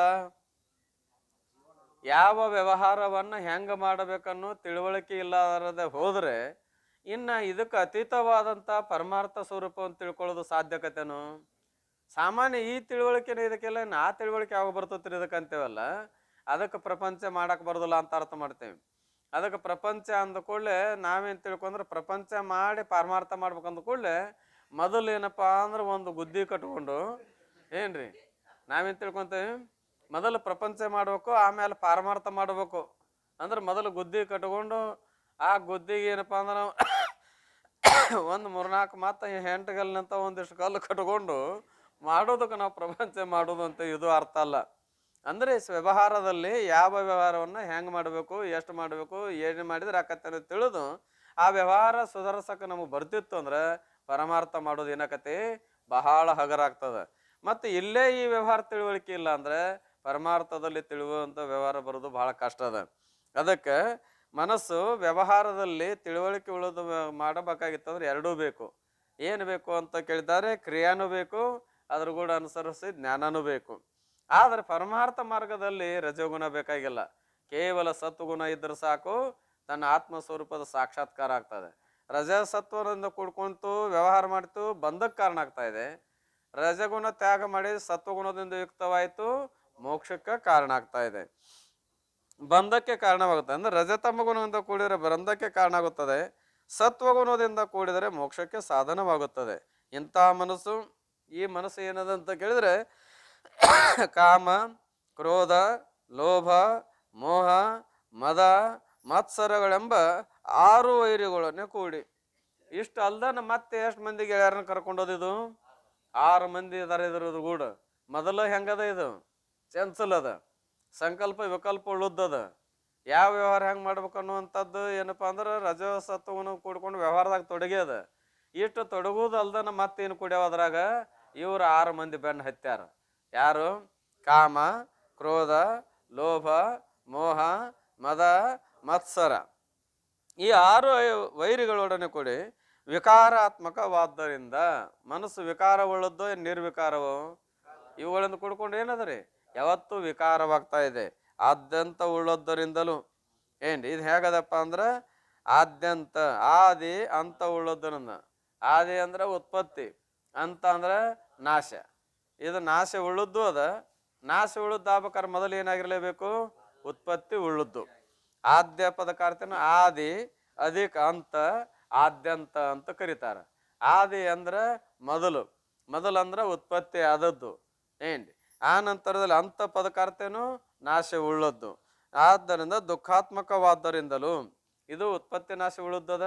ಬರೀ ಉತ್ಪತ್ತಿ ನಾಶ ಉಳಿದಷ್ಟದನು ದುಃಖದಿಂದ ಕೂಡಿಕೊಂಡದ. ಎದರಿಂದ ಕೊಡುವನ್ರಿ? ಮನಸ್ಸಿನ ಬೆನ್ನ ಹತ್ತೆ ಹಿಂಗಾಗಿದ್ರಿ ಅಂತಿರ್ತೀವಿ ನೋಡು ನಾವು ಲೋಕದಾಗ. ಅಂತೀವಿ ಮನಸ್ಸಿನ ಬೆನ್ನ ಹತ್ತಬೇಡ ಹೋತಮ್ಮ ಅಂತ ಹೇಳ್ತಿರ್ತಿರ್ಲ. ಯಾಕಂದ್ರೆ ಅದು ದುಃಖ ರೂಪದ, ನಮಗೂ ದುಃಖ ಆಗೋದನ್ನೇ. ಆಮೇಲೆ ದೃಶ್ಯವಾದ್ದರಿಂದಲೂ ಮನಸ್ಸು ದೃಶ್ಯವೋ ಏನು ಅದೃಷ್ಟವೋ ಅದೃಶ್ಯವೋ ದೃಶ್ಯ. ದೃಶ್ಯ ಪದಕಾರ್ಥ ಅರಿಸ್ಕೊಳ್ತಾ ಇದೆ. ಮನಸ್ಸು ಅರಿಸ್ಕೊಳ್ತದಲ್ರಿ. ನನ್ನ ಮನಸ್ಸಿಗೆ ಅನಿಸ್ತ್ರಿ, ತಿಳಿದು ಹೇಳ್ತೇವೆ, ತಿಳಿಲಾರ್ದ ಹೇಳ್ತೇವೆ, ತಿಳಿದಾಯ್ತು. ಮನಸ್ಸನ್ನು ಏನು ಮತ್ತೇನಾರು ಮನಸ್ಸನ್ನು ಎದರಿಟ್ಟು ಅರಿಯುವುದರಿಂದ ಮನಸ್ಸು ಏನದ? ದೃಶ್ಯದ. ಈ ಮನೋಮಯ ಕೋಶವು ಆತ್ಮನಾಗಲಾರದು. ಇಂಥ ಉತ್ಪತ್ತಿ ನಾಶ ದೃಶ್ಯವುಳ್ಳದ್ದು, ಆಮೇಲೆ ದುಃಖಾತ್ಮಕವಾದದ್ದು ಎಂದಾದರೂ ಈ ವಿಕಾರ ರೂಪವಾದ ಮನ ಅಂದರೆ ಮನೋಮಯ ಕೋಶ ಆತ್ಮ ಆಗ್ಬಹುದನು? ಇಲ್ಲ. ಯಾಕೆ? ಆತ್ಮ ಹೆಂಗದನ? ನಿರ್ವಿಕಾರದನ. ಹೇಗದನ? ದುಃಖ ರಹಿತದನ. ಮತ್ತೆ ಹೇಗದನ? ಉತ್ಪತ್ತಿ ನಾಶ ರಹಿತದನ. ಹೇಗದನ? ಉತ್ಪತ್ತಿ ಆದ್ಯಂತ ಉಳ್ಳವನಲ್ಲ. ಆಮೇಲೆ ಏನಲ್ಲಪ್ಪ ಅಂತ ಕೇಳಿದ್ರೆ ದುಃಖದಿಂದ ಕೂಡಿಕೊಂಡವನಲ್ಲ. ಆಮೇಲೆ ಏನಲ್ಲ? ದೃಶ್ಯವಲ್ಲ. ಮತ್ತು ಇವಾಗ ವಿಲಕ್ಷಣವಾಗಿ ನಿನ್ನ ಆತ್ಮ ಇರುವುದರಿಂದ ನೀ ಏನದಿ ಅಂತ ಕೇಳಿದ್ರೆ ಮನಸ್ಸು ಅಲ್ಲ, ಅಂದ್ರೆ ಮನೋಮಯ ಕೋಶವು ನೀನು ಅಲ್ಲ, ಕಿಂತು ಅನಾತ್ಮವಾಗಿರುತ್ತವೆ. ಯಾಕ್ರಿ ನಾ ಆತ್ಮ ಅಲ್ಲ ಅಂತ ನೀವು ಕೇಳಿದರೆ, ಇದು ಅನಾತ್ಮದ, ನೀನು ಆತ್ಮ ಅದೇ. ಅದು ಉತ್ಪತ್ತಿ ನಾಶ ಉಳಿದು. ಆತ್ಮ ಅನಾತ್ಮಗ ವ್ಯತ್ಯಾಸ ಏನ್ರಿ? ಅದು ಉತ್ಪತ್ತಿ ನಾಶ ಉಳಿದ್ದು, ನೀನು ಉತ್ಪತ್ತಿ ನಾಶ ರಹಿತ. ಆತಮ ಅವಿನಾಶಿ ಅಚಲ ಜಗತಾತೆ ಪ್ರತಿಕೂಲ. ವಿವೇಕದ ಲಕ್ಷಣ ಮಾಡುವಾಗ ಏನು ಹೇಳ್ಯಾರಿ? ಆತಮ ಅವಿನಾಶಿ ಅಚಲ. ಅವಿನಾಶಿ ಪದಕರ್ತೇನು? ನಾಶರಹಿತ. ಜಗ ತಾತೆ ಪ್ರತಿಕೂಲ. ಜಗತ್ ಹೆಂಗದ? ಅದಕ್ಕಿಂತಲೂ ವಿರುದ್ಧದ. ಎದರ್ಕಿಂತ? ಆತ್ಮನಕ್ಕಿಂತಲೂ ವಿರುದ್ಧದ. ವಿರುದ್ಧದವ್ರ ಅರ್ಥ ಏನು? ವಿನಾಶಿ. ವಿನಾಶಿ ಅಂದ್ರೆ ಉತ್ಪತ್ತಿ ನಾಶ ಉಳ್ಳದ್ದು, ಆಮೇಲೆ ದುಃಖದಿಂದ ಕೂಡಿಕೊಂಡದ್ದು, ಆಮೇಲೆ ದೃಶ್ಯದ ಅಂದಮೇಲೆ ಮತ್ತು ಬುದ್ಧಿ ಇನ್ನು ಅನಾತ್ಮವಾಗಿರ್ತ. ಅನಾತ್ಮವಾದ್ದರಿಂದ ಇದೇನಲ್ಲ ಅಂದ್ರೆ ನೀನಲ್ಲ ಅಂತ ಹೇಳಿದರು. ಎಷ್ಟು ಕೋಶಗಳಾದವ್ರು ಈಗ? 3: ಅನ್ನಮಯ, ಪ್ರಾಣಮಯ, ಮನೋಮಯ ಕೋಶದ ವಿಚಾರವನ್ನು ಹೇಳಿ, ಇನ್ನು 2 ಕೋಶಗಳು ಯಾವುವು ಅಂತ ಕೇಳಿ ವಿಜ್ಞಾನಮಯ ಮತ್ತು ಆನಂದಮಯ, ಆ 2 ಕೋಶಗಳ ವಿಚಾರವನ್ನು ಸಾಯಂಕಾಲ